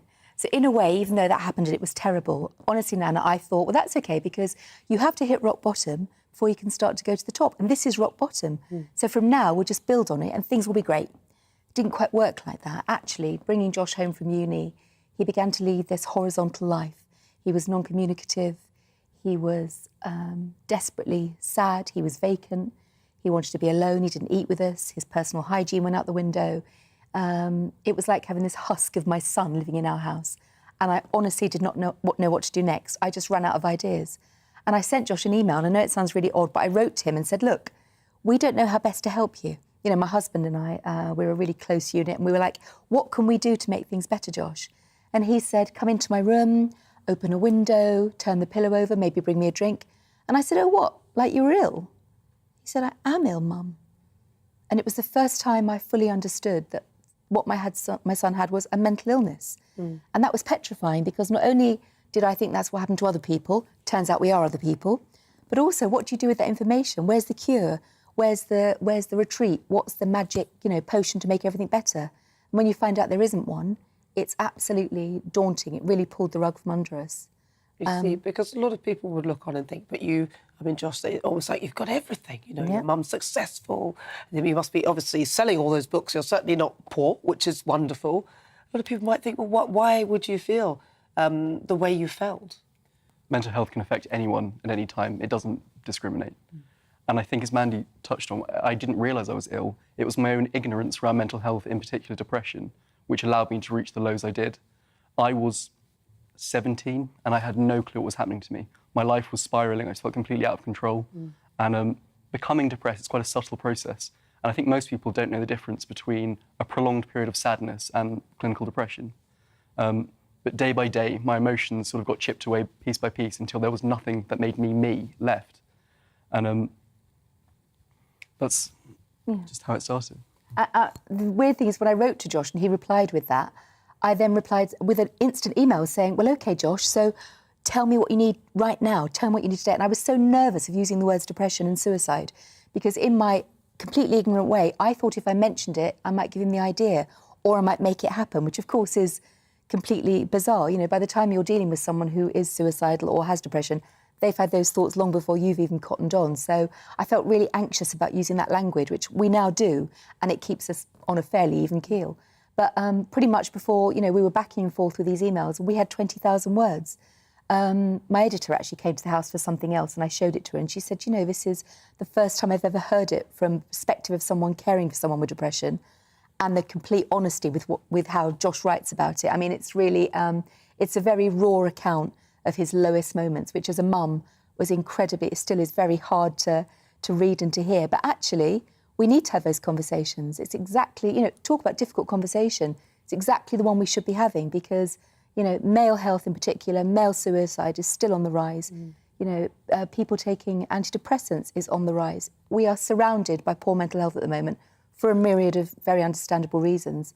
But we need to harness those words. We need to tell people that they're not alone and actually talk about it, because saying breaking the stigma and breaking the taboo is one thing, but acting to make that happen is another, and that's what we need to be doing. So this amazing book is a series of conversations and messages that you sent each other. And how did you eventually sort of bring everything round? Because you now look, happy. Josh seems happy, and long may that continue. How did you bring it round in the end? He's happy today. He wasn't happy half an hour ago. He might not be tomorrow. And that's the thing. He's very good at I'm sorry, Josh, I'm putting words in your mouth here. But Josh, do you want to? No, I think I have good days and bad days, but who doesn't? And I'm grateful to say I have a lot more good days than bad days right now. And I'm medication free. There's no stigma attached. I think there are hundreds of thousands of different combinations, dosages of things you can try, and one will work for you. But for me personally, that wasn't the journey. I didn't feel it was right for me at this time, so I am not on medication right now, and I live a good life. That's actually the really key message, Joshy, is that Josh leads a good life with depression. And when we first got his diagnosis, I'd only ever heard people say, I battle depression, I struggle with depression, I lived with it. I thought, gosh, it doesn't sound like there's a moment where you popped a cork and went off into the sunset and everything was great. Is this as good as it gets? Well, actually, maybe this is as good as it gets, and that's okay. He has good days. We are incredibly proud of him, because of everyone's achievements in this race for life. If the hardest thing you find is trying to get your head off the pillow every morning and you manage it, then you're a hero. You're doing incredibly well. And we really value that in Josh, because I think it takes superhuman strength just to get up and present how he does and even just function. We're not out the woods. Maybe we never will be. But actually, that's the whole point. It's about living a good life with depression and finding coping strategies so that we know when he needs help or when we need help, and just absolutely having that very open conversation. And how well is the book doing? I'm presuming that lots of people are buying it. Fantastic, yeah, and it's sold all over the world. I mean, we're coming out in different languages, isn't it, Josh, everywhere, which for me is really, I love that universal message. I'm desperately sad that we need a book like this. I wish we didn't. I wish I didn't have to write it. I wish my son was off sitting on a beach and having a lovely time. I wish he wasn't laying in his bed wondering, whether he should be here or not. It's horrible. It's a horrible illness. But the fact that we're turning something quite good out of it, and I think that we're very proud of the book. I know I am. you know, it was a very, very hard book to write. But as Josh says, if it helps one person. Is this your first book you've written, Josh? Because you co-wrote it. I've got the bug a bit. It was a fantastic experience. I've learnt so much. You didn't say that at the time. But obviously, dredging up some of those darkest memories was an incredibly difficult process. And we had a lot of unpalatable truths, I think, and some really difficult conversations between us two. And that was why, day one, we decided that this had to be as just raw and helpful as possible. And I received messages daily from people in New Zealand, Canada, all over the place saying, I've read your book, my son or my daughter or even themselves are suffering this way. And just knowing you're not alone, because it's such a unique illness, it made me feel like I was the only one suffering in this way, and it was almost a personalised, hellish experience, when unfortunately that is not the case. Yeah. There are probably multiple people in your university halls, on your street, who feel very similar to you do. But it's that isolation which, that's when talking helps. If you can not feel alone, sort of break that. And I think that's where topics like this... This must have brought you very close, the two of you. It did. We were already close, and actually it was quite difficult because I was having to... There are things I've been desperate to ask Josh, but I was too afraid. Like, on that day when you decided to take your life, did you not think about me? Did you not think about what that would do to me, to your grandparents, to your dad, to your brother, to your family, your sister? Did that not go through your mind? And it was something that had been eating away at me, quite narcissistic actually, because it's nothing to do with me. And for Josh to say, well, no, I didn't think about anyone. I was just completely numb, was really hard, but also explained it a lot more. And I wanted to know what was going on in his head at those times. And it's really helped me understand, A, how we can try and put things in place to prevent that going forward, but also what Josh needs to thrive and what we need to do as a family to thrive. Because when depression comes and lives in your house, it doesn't live in one room or one drawer or under a carpet. It lives everywhere. It has tendrils behind every brick. It's in every mirror. It's everywhere. And actually, these really honest conversations have totally helped us break down a lot of the conversation barriers that we had. But it was hard. Well, if people want to get hold of the book, what's it called? Where can they find it? They can find it wherever they get their books from, online, of course, The Big A, The Boy Between, and it's by, obviously, Josh and I. Well, listen, thank you so much for joining me. It's so good to hear your story. Thank you. And may good health continue. Thank you so much. That is, of course, Amanda Prowse and Josiah Hartley, The Boy Between. Now we're going to cross over to Rhiannon for some breaking news. Yes, thank you, Nana. We can confirm that there's another contender in the race for Prime Minister, with the Transport Secretary announcing he's running for Conservative Party leader. Grant Shapps says he'll end tactical government by an often distracted centre. And we'll bring you more on that story, that political story, as it develops. So Grant Shapps is the latest MP to throw his hat in the ring. I wonder who will be next. We'll get more reaction during the show. Well, coming up, it's the Great British Debate this hour. I'm asking, have the Tories lost the red wall? The size of Boris Johnson's election victory in 2019 was in part due to the Conservatives appealing to many traditional Labour seats where voters felt left behind by a traditional party. Right, so with Boris Johnson resigning and the party in turmoil, I'm asking, have the Tories lost the red wall? First, though, let's get some weather. Looking ahead at this evening's weather, and the UK is looking warm and dry with plenty of sunny spells for the vast majority. Let's take a look at the details. Plenty of blue skies this evening across southwest England. Winds will be coming in from the north, but will be light.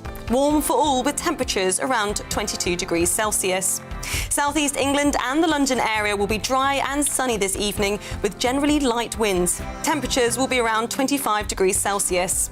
Sunshine continuing across the whole of Wales through this evening, with light northerly winds, feeling very warm with temperatures of 22 to 25 degrees Celsius. The Midlands will continue to enjoy blue skies and lots of sunshine. Winds will be light and it'll be warm for the time of day, with temperatures still above 20 degrees Celsius. There is little chance of a little cloud across parts of northeast England, though there will be plenty of warm sunshine too. Temperatures ranging from 16 at the coast to 20 Celsius inland. Northern Scotland will remain cloudy this evening, with some patchy light rain moving eastwards. Further south, it will be dry with plenty of sunshine, temperatures still around 18 degrees Celsius. Northern Ireland remains dry this evening with variable amounts of cloud. There'll be plenty of sunny spells though, with temperatures around 17 to 20 degrees Celsius. Winds staying light for all. Staying warm and dry tonight for many with clear skies. Patchy rain still possible for the far north of Scotland. That's how the weather is shaping up over tonight.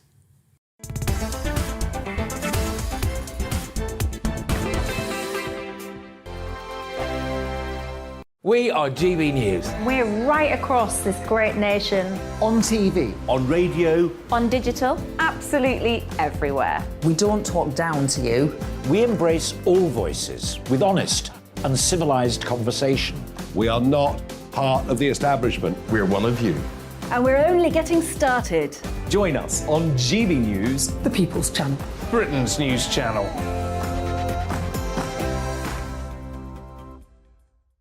Hi there, it's Stephen and Anne. At breakfast from 6 a.m, you'll always be caught up with everything you need to know, the latest headlines, opinions and debates. We'll bring you the good news and the bad, but most of all, we're here for you. Remember, send in your views and let us know what you would like us to talk about. That's because we're your news channel. And every morning at 6 a.m, it's breakfast on GB News. My name's Tom Harwood and join me 9:30 a.m. every weekday for The Briefing, your one-stop shop for everything you need to know about what's going on in politics today. I wonder if this is a deal that might need to be like the biscuits in this factory, twice baked. Is there not an opportunity here to win out against the extremes? Tom Harwood, GB News. What are you going to do about it? Things should have been done differently, and they certainly are being done differently. Don't miss it. The Briefing with me, Tom Harwood, 9:30 Monday to Friday on GB News.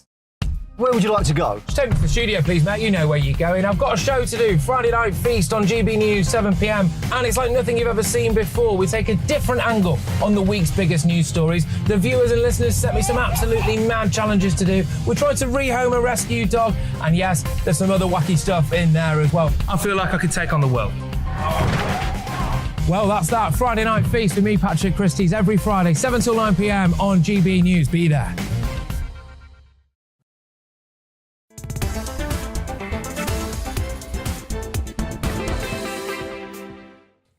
Good afternoon. This is GB News, 25 minutes after 5 o'clock. I'm Nana Akua. We are live online on TV and on digital radio. Can't believe the announcement. Grant Shapps has thrown his hat into the ring. We'll be discussing that, but it's all time for Great British Debate this hour. I'm asking, have the Tories lost the red wall? Now, in the Daily Telegraph today, the headline reads, Red Wall backlash at Tory traitors. It basically claims that voters from red wall seats who contributed to the Conservative election victory 3 years ago have accused Tory MPs of stabbing Boris Johnson in the back. So for my Great British Debate this hour, I'm asking, have the Tories lost the red wall? I'm joined now by Lance Foreman. He's a former MEP. Lance, thank you so much for joining me. You've heard the announcement. First of all, let's get stuck in with Grant Shapps. Now, he has just announced that he is going to go gunning for the leadership. But what do you make of that?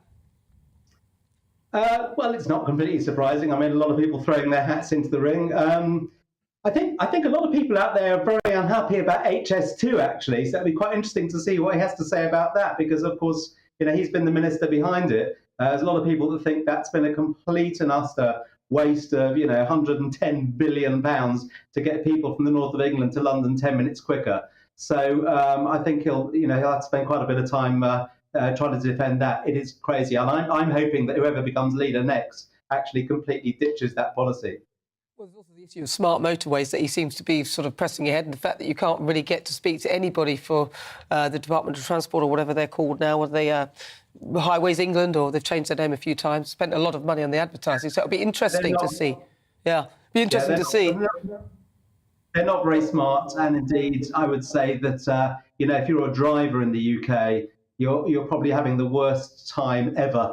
For so many different reasons. Being a driver nowadays is not very pleasant, and of course, with all the duties, all the green taxes on fuel, it's just making life very difficult for drivers, for the haulage industry. So transport's not one of the strong points of this Tory government. There's a lot to be done.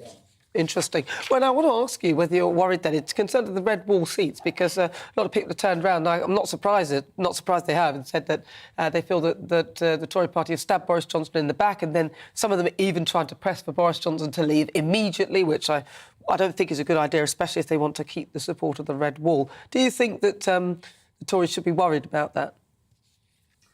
Well, it really depends on who Boris is replaced with. I mean, there's no question that, the Red Wall, they love Boris because he was a strong character. He had charisma.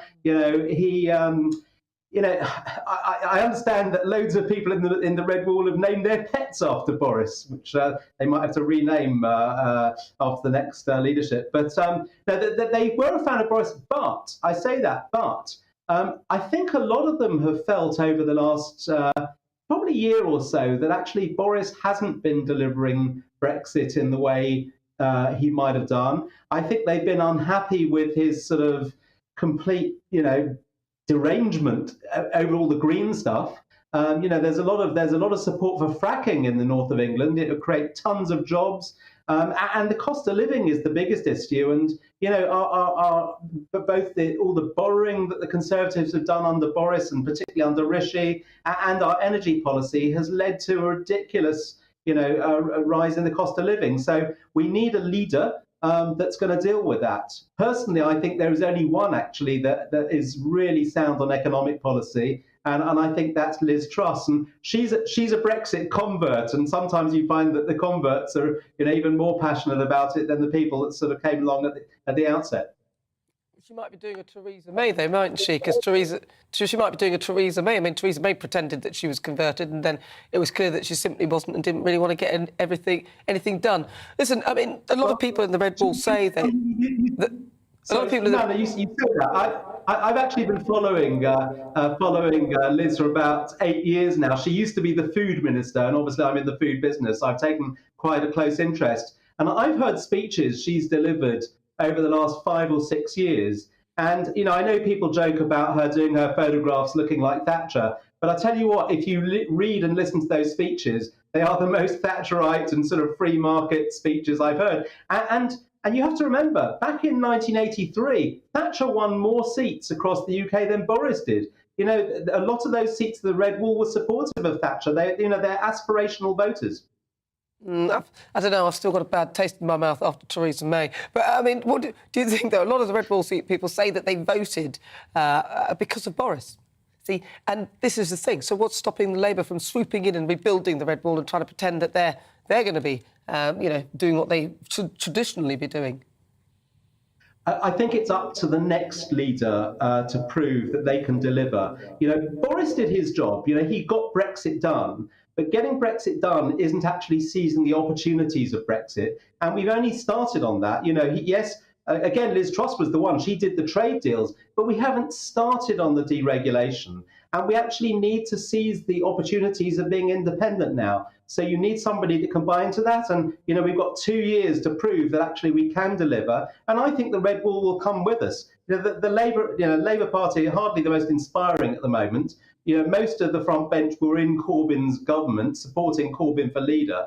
So, I don't think that it's not as though we've got a particularly strong opposition to fight. So I think it really is up to the next leader. And I think that if you get somebody that appeals, somebody that's supported Boris and somebody that appeals to those Red Wall voters, somebody more in tune with Liz, then somebody like Rishi Sunak, who's been increasing taxes, making the cost of living so much harder for people. I think we're actually in a quite a strong position. Well, OK, Lance, well, listen, thank you for your view. That's former MEP Lance Foreman. Right, let's have a chat with Scarlett Maguire. She's a former Labour media advisor and a writer. Scarlett, right, I mean, you must be very happy about this, that finally they got rid of Boris. I would have thought most Labour supporters would rather he was still there. But now we've got Grant Shapps. He's chucked his hand in the ring. What do you think? Actually, I do agree with Lance about Grant Shapps and HS2. The thought of somebody trying to appeal to the Red Wall to the north when they're spending billions on HS2 and there is the transport infrastructure in the north is terrible. They don't want to come to London. They just want to go, they want to go to Leeds and Manchester and Sheffield. It is terrible, the rail system across the north. And actually, Grant Shapps has had years to put it right, and it hasn't been there. And we shouldn't be concentrating on a big shiny project that is pretty meaningless and is opposed in the north and the south. Well, what do you think then? So The Red Wall, which was traditionally a Labour stronghold, they completely lost that during the last election, and the Tories took hold. Do you think that they'll lose it again, especially after Boris has departed? Yeah, I'm not. I don't think that Boris Johnson makes as much a difference as you do. I think we have to remember there were two things that lost Labour the Red Wall. One was having Jeremy Corbyn as leader. There was no question that on the doorstep, a lot of people in the north and the south were very, very angry that they were expected to vote for a party that had Jeremy Corbyn as leader over and over again. That's what people canvassing experienced. And secondly was Brexit, and particularly in the Red Wall seats, they were pro-Brexit. And what they thought was that Brexit would make a difference to them, a real difference, that they would see the new hospitals, the factories would come back, the jobs would come back. I mean, frankly, the train services would run better, the buses would run better, and that hasn't happened. So it's a fact. I think, I mean, of course, there are people who think Boris is wonderful. But frankly, there were people who thought Jeremy Corbyn was wonderful. I do not believe, like most of the Tory MPs, that Boris is a winner anymore. And we saw that in the local elections, the voting there, and we saw that in Wakefield. Well, listen, Scarlett, thank you so much for your views. Always good to speak to you. That's Scarlett Maguire. She's a former Labour media advisor and a writer. You're with me, I'm Nana Akua. This is GB News on TV, online and on digital radio. On the way, we'll continue with our Great British Debate this hour. And I'm asking, have the Tories lost the Red Wall? You'll hear the thoughts of my panel, Conservative commentator Reverend Calvin Robinson, and also comedian Leo Kirst. But first, let's get your latest news headlines.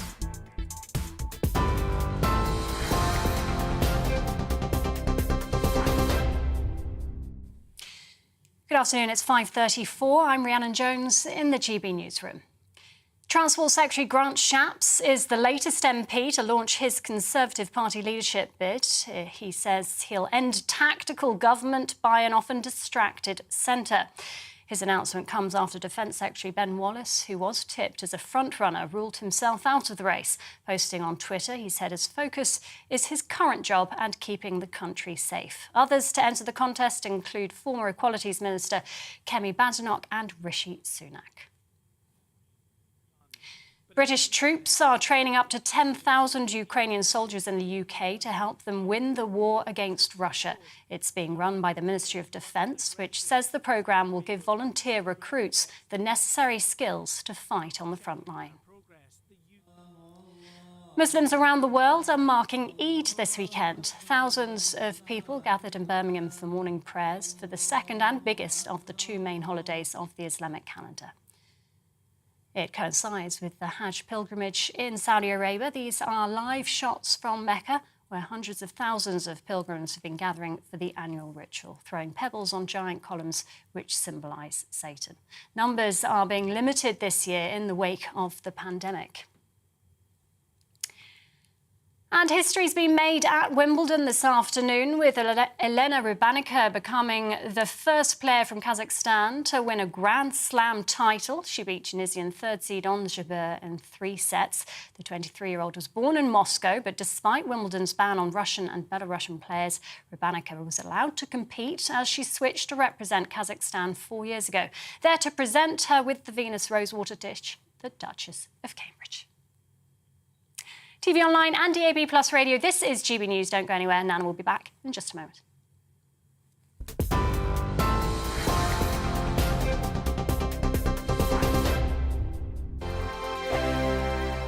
We are GB News. We're right across this great nation. On TV. On radio. On digital. Absolutely everywhere. We don't talk down to you. We embrace all voices with honest and civilised conversation. We are not part of the establishment. We're one of you. And we're only getting started. Join us on GB News, The People's Channel, Britain's news channel.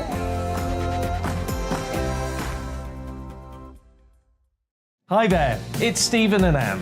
At breakfast from 6 a.m, you'll always be caught up with everything you need to know, the latest headlines, opinions and debates. We'll bring you the good news and the bad, but most of all, we're here for you. Remember, send in your views and let us know what you would like us to talk about. That's because we're your news channel. And every morning at 6 a.m, it's breakfast on GB News. My name's Tom Harwood and join me 9:30 a.m. every weekday for The Briefing, your one-stop shop for everything you need to know about what's going on in politics today. I wonder if this is a deal that might need to be like the biscuits in this factory, twice baked. Is there not an opportunity here to win out against the extremes? Tom Harwood, GB News. What are you going to do about it? Things should have been done differently, and they certainly are being done differently. Don't miss it. The Briefing with me, Tom Harwood, 9:30 Monday to Friday on GB News. Where would you like to go? Just take me to the studio, please, mate. You know where you're going. I've got a show to do. Friday Night Feast on GB News, 7 p.m. And it's like nothing you've ever seen before. We take a different angle on the week's biggest news stories. The viewers and listeners set me some absolutely mad challenges to do. We tried to rehome a rescue dog. And yes, there's some other wacky stuff in there as well. I feel like I could take on the world. Well, that's that. Friday Night Feast with me, Patrick Christie's, every Friday, 7 till 9 p.m. on GB News. Be there.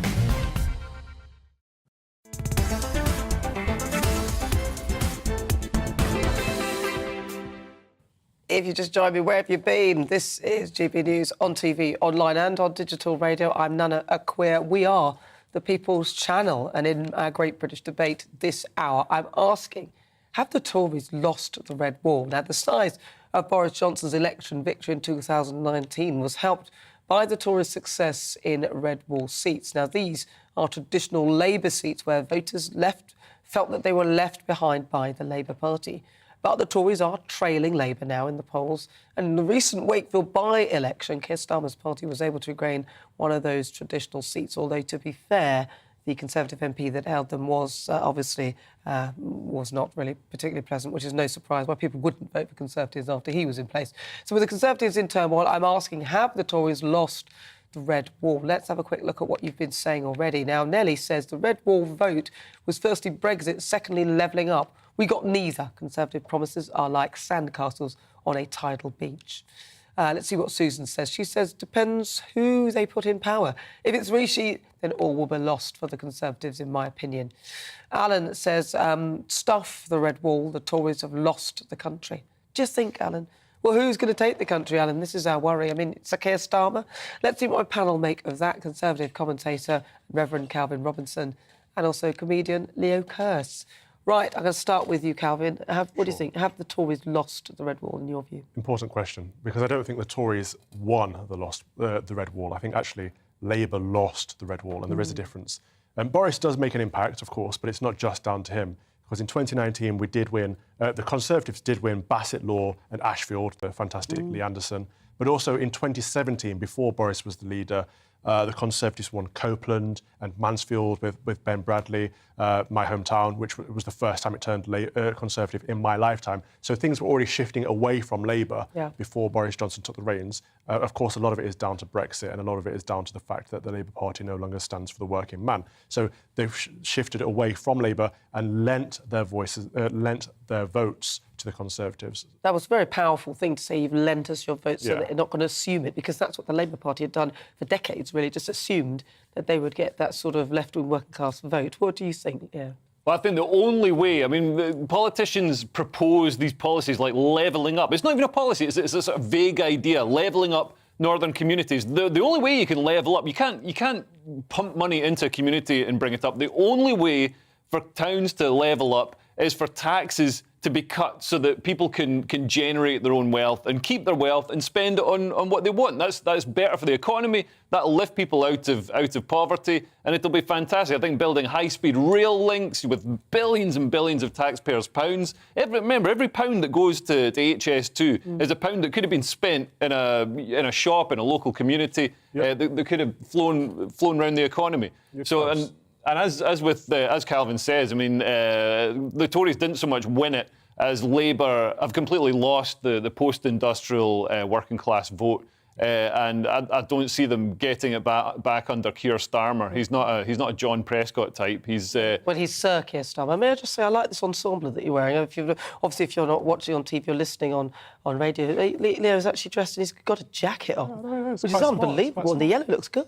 None of those loud, leery one shirts you've been wearing. That's true. Where's the I just noticed shirt? it. I just thought, wow, he actually looks quite dapper. To take it back to the matter at hand, Leo's very right in that cutting taxes is the most important thing to do, but it's not the only thing to do. Infrastructure is important. You know, places like where I'm from in Mansfield, they feel cut off from the rest of the society because there's no way to get, not just to London, forget London, but across the Midlands and around the country is so difficult. So that needs to be done. But also we need someone in power who cares about these regions and knows about them outside of the Westminster bubble. And it's interesting, you know, I mentioned Lee Anderson and I mentioned Ben Bradley, and both of them are supporting Kemi Badenoch for the leader of the Conservative Party. So maybe she'd be the person who could look after the Red Wall and hold it on for the Tories. I like what you said as well with regard to whether the Tories have actually lost it. It is the Labour Party who've lost the Red Wall. Do you see any way that the Labour Party would regain it? They've got Angela Rayner there who sort of represents, in a sense, the Red Wall, but then you've got Sir Keir... Well, she is, isn't she? She always goes on about how she's a northern lass and all that.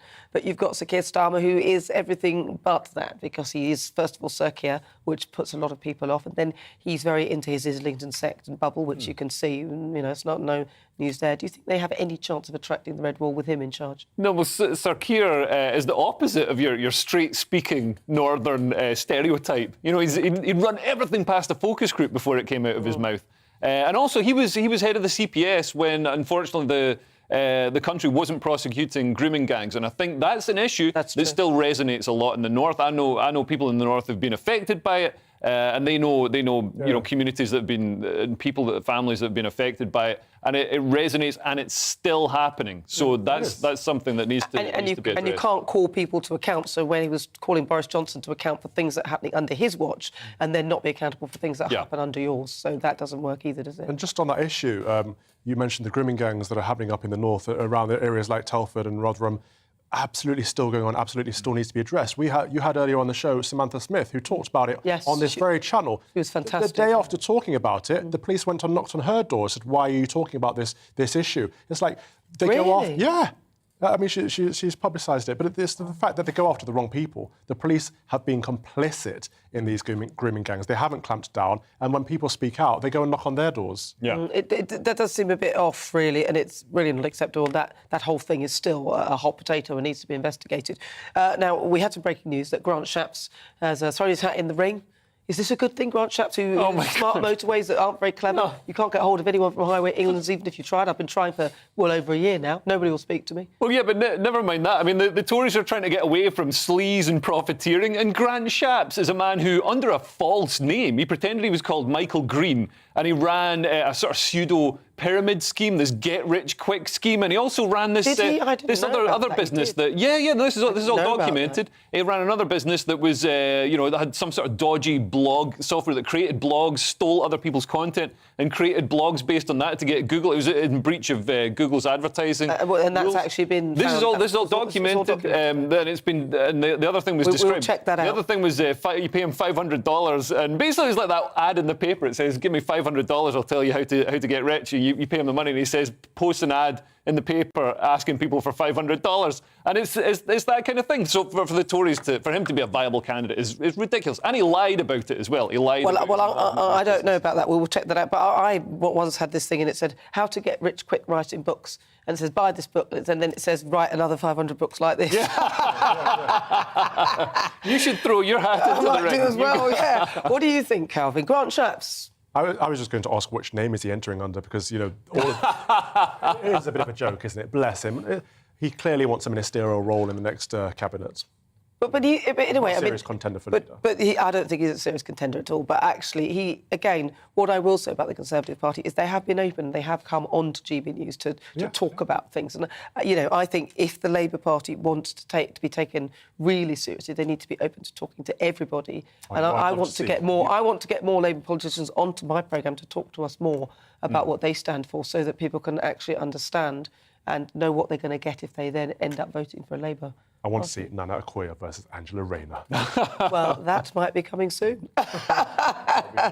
Yeah, so what do you think then? Tories losing the Red Wall. A lot of people are bitter because of Boris Johnson, because they don't like the way he was ousted. A lot of people still believe that it was a complete...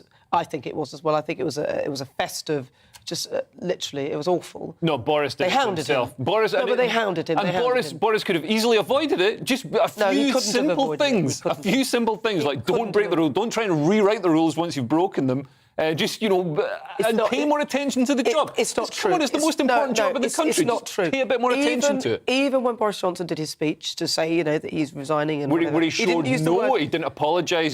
See, in your view, because you don't like it so much, you think he showed no contrition. No, I think he's great. I didn't think that. See, I watched it and thought that this is a kind of a broken man who's trying to be strong and trying to be proud and exit in a dignified fashion. People who hate him didn't see that. People who don't want him to be there saw him as showing no contrition. What do you want to do? Do a Theresa May and start crying? Will that make you feel better? That would have been a start. But that's not Boris's style. Why would he do that? He's not going to turn into Theresa May in a kitten heels and then burst into tears like a cat. No, what do you think? I don't think it was good the way they got rid of him. No, I don't think it was democratic. They tried other methods first. No, well, that's the thing. everything, They tried the vote of no confidence and they failed. They should have thought about it in advance. I think he played them. He outmanoeuvred them, getting them to call it early. However, he is now resigning. Well, he's not out yet. He could hang around for a bit longer. I'd like to see that. You have to drag me out. But no, he is resigning. So now it's about who do we get going forward. We've got to be very, very careful and vote for a Conservative. So if anyone's a Conservative Party member and they're annoyed or frustrated, don't tear up your membership. Don't leave the party. Wait and vote. I'd like to join and vote, but I think it's too late now, isn't it? Yeah, it is too late to join now. Darn. Right, well, there's no one there worth voting for anyway. Right, this show's nothing without you and your views. Let's welcome on our great British voice. Your opportunity to tell us what you really think about what we're discussing. Where should we go? Oh, I'd like to go where the illuminations are. I love the illuminations in Blackpool. Yeah, let's go. Not the Illuminati. No, the illuminations. Don't be silly. Let's have a chat with Nigel. Nigel Alderson, he's there in Blackpool. Nigel, we've not got much time, but what do you think? Have the Tories lost the Red Wall? Maybe not. I think a lot of people like me, we're not going to trust Labour. They might slide us back towards Europe. Will we be strong enough to keep the union together, or will we let Scotland go? No, I don't trust Labour at all, and I'm very upset for Boris. He's been hounded from even before he got in. He's never had a chance to shine. He come in, Brexit, the COVID, Ukraine. He's just not had a chance to get over these major issues and get on with other things. It's sorry that he's gone this way. Maybe we should have a vote and see, do we still want to keep Boris there? Yeah. Well, I'd like a vote myself, Better than any of the other ones. Well, I'd like a vote myself. I'm not sure about any of the other ones, and after what you've just said about Grant Shapps, well, should he be in Parliament at all? Should he be an MP at all? Exactly. Get rid Nigel. of him. Yeah, Nigel, it's a mess. Nigel, good to talk to you. Thank you so much. Lovely to speak to you. That's Thank Nigel you for asking Alderson. me. Thank you. Bye-bye. In Blackpool. Bye. He's our great British voice. That's his views today. I've been asking you, have the Tories lost the Red Wall? Lots of you have come in with your views. Letcher says they have 2 years to make it up, which will only work if they don't appoint an obvious Ramona. Check who your MP is supporting in leadership election. That will tell if you can trust them. Even so, assassinating Boris has been a massive act of self-harm. I agree with that. Kate says snaky shenanigans and bullying of our Prime Minister has been a disgrace. What happened to decency? Yes, Sam says they have, and the Red Wall has disappeared, never to be rebuilt. Working-class Northerners have finally realised that Labour and unions are a scam. Craig says surely they have. Those voters must feel like idiots for voting Tory. Never, ever would the Tories act in their interests. Never. Right, so it's now time for our quick-fire quiz. It's the part of the show where I test my panel on some of the other stories hitting the headlines right now. I'm joined by Conservative commentator Reverend Calvin Robertson. Calvin, buzzer, please. Thank you very much. And comedian Leo Kirst, buzzer, please, Leo. Lovely. Right, here's question 1. Please play along at home. Right, a man from Indiana claims amazing health benefits from practising his one activity every day. Was it A, holding his breath? Was it B, taking cold baths? Or C, running on all fours? Leo. He's running on all fours. What do you think, Calvin? Taking cold baths. Taking cold baths. Running on all fours, Leo. Well done. If you got that right at home, yes, it was. In fact, Nathaniel Nolan claims that the past year of crawling on his hands and knees has worked wonders for his fitness. The father of 2 claims to be able to move as fast as a dog on all fours and encourages everyone to give it a try. Do you think that you'd like to move like a canine, very briefly, Calvin? It's just insane. It's not normal. It goes against the Bible. Not even, no, just weird. Well, sometimes we do the horse thing, and I pretend to be a horse, and Ivy You're a sits on my child, back. yeah. But he's got really heavy now. I don't do that anymore. But you wouldn't do it for fun or fitness, would you? Would you do that for fitness, although you'd be like you're standing anyway? Well, I saw the video of him doing it, and the trouble is I've got really long legs, so I think I'd be too high at the back. Because your arms are really short. Yeah. Fair enough. Right, let's go to question 2. That one was for you anyway. Right, true or false? A mum from West Yorkshire discovered a whole potato inside her packet of crisps. That's very generous of them. What do you think, Calvin? True. It's true. Leo, do you have any answers on that? Yeah, I reckon it's true as well. I think it's true. Well, the answer is true, but obviously Calvin got that right. It is true. Helen Reid was astonished when she discovered the entire vegetable in her crisp packet. I mean, that's quite generous of them. Ironically labelled real crisps. Are food standards slipping with the ongoing cost of living crisis? I thought that was actually not a slip. That was very generous of them. What do you think, Leo? You've got to make it into crisps yourself at home. Slice it up and fry it. I don't even think you get a whole crisp in a packet. That's quite generous, don't you? It is quite a lot. Very generous, very generous. Right, moving on to question 3. Right, police were called out to a house in Lancashire after neighbours saw what they thought was an unusually large pigeon on a resident's roof. But what did it turn out to be? Was it A, an owl? Was it B, a patch of grey roof tiles? Or C, a dog? Leo? Was it a dog? Was it a dog, Calvin? Any advances? An owl. An owl, he says. Interesting. It was, in fact, a dog. Yes, why would an owl be on a roof? Well, maybe it would be. Police in Lancashire were called to reports of a big pigeon on the roof of a house. But they attended to find it was actually a dog. It was a French bull mastiff was spotted on the roof of a property in Lancashire on Thursday evening. Can you see how they mistook that for a pigeon? They didn't go to Specsavers? Possibly. Yes, right, let's move on. Next question. The captain of a ship docked in Cornwall had to leap overboard to save a pair of animals that had been transported on his vessel. But what animals made the bid for freedom? Was it A, meerkats, B, ferrets, or C, weasels? Calvin? Meerkats. Meerkats. Was it ferrets? You think it was ferrets? It was meerkats! It was meerkats! Yeah, Captain Tom Sexton had to dive after Boris and Doris after they leapt into the water when his ship was anchored at Penzance. Thankfully, both animals were retrieved and returned safely. Have you ever had a pet go AWOL? I mean, have you ever got any pets? I used to, when I was a kid, I had gerbils, and one of them sort of hid, but then I just lured it out with some nuts. What do you think? Are you? Yeah, I used to be a cat guy, and when your cats run away and get run over, it's the saddest thing in the world. I think I'd love to get a dog at some point. Well, my friend used to have a chinchilla, and she couldn't find it until one morning when I stayed at house. I woke up, it was in my hair. It was in my hair! I was like, ah! It went, ah! And then it ran. She goes, I've been looking for that for weeks. Right, well, on today's show, I've been asking if it was a good week for the Labour Party. And according to our Twitter poll, what percentage do you think said it was a good week? I'd say good, about 25%. Calvin? 36. 36%. Actually, 26% of you say yes and 74% of you said no. I've got to say the scores on the doors for the quiz. Let's see who my winner was. They'll tell me in a moment. I've got to say thank you, first of all, to my panellists. Comedian Leo Kurtz, thank you very much, Leo. And also Conservative commentator and Reverend Calvin Robertson for joining me on today's show. And a big thank you to you at home for your company. I will be back tomorrow at 4. Calvin was my quiz winner, by the way. And joining me tomorrow is broadcaster Danny Kelly and columnist Lizzie Cundy. I'll leave you with the weather forecast. Thank you so much for your company. I shall see you tomorrow at 4. Looking ahead at this evening's weather, and the UK is looking warm and dry with plenty of sunny spells for the vast majority. Let's take a look at the details. Plenty of blue skies this evening across southwest England. Winds will be coming in from the north, but will be light. Warm for all with temperatures around 22 degrees Celsius. Southeast England and the London area will be dry and sunny this evening with generally light winds. Temperatures will be around 25 degrees Celsius.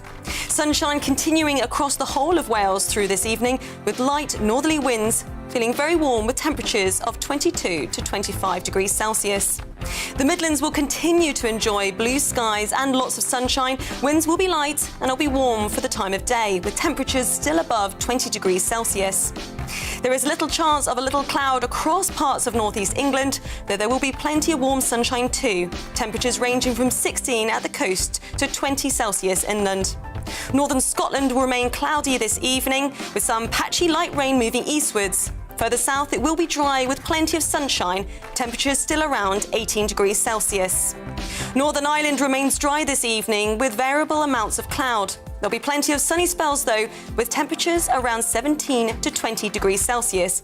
Winds staying light for all. Staying warm and dry tonight for many with clear skies. Patchy rain still possible for the far north of Scotland. That's how the weather is shaping up over tonight. Join me, Darren Grimes, for Real Britain every Saturday and Sunday from 2 p.m. A news hour that comes with a trigger warning. Scorching hot opinion with prominent guests saying the unsayable and a little bit of weekend fun thrown in. Unlike other broadcasters, I won't be forgetting what the B in our name stands for. So howie in for Real Britain Saturday and Sunday from 2 p.m.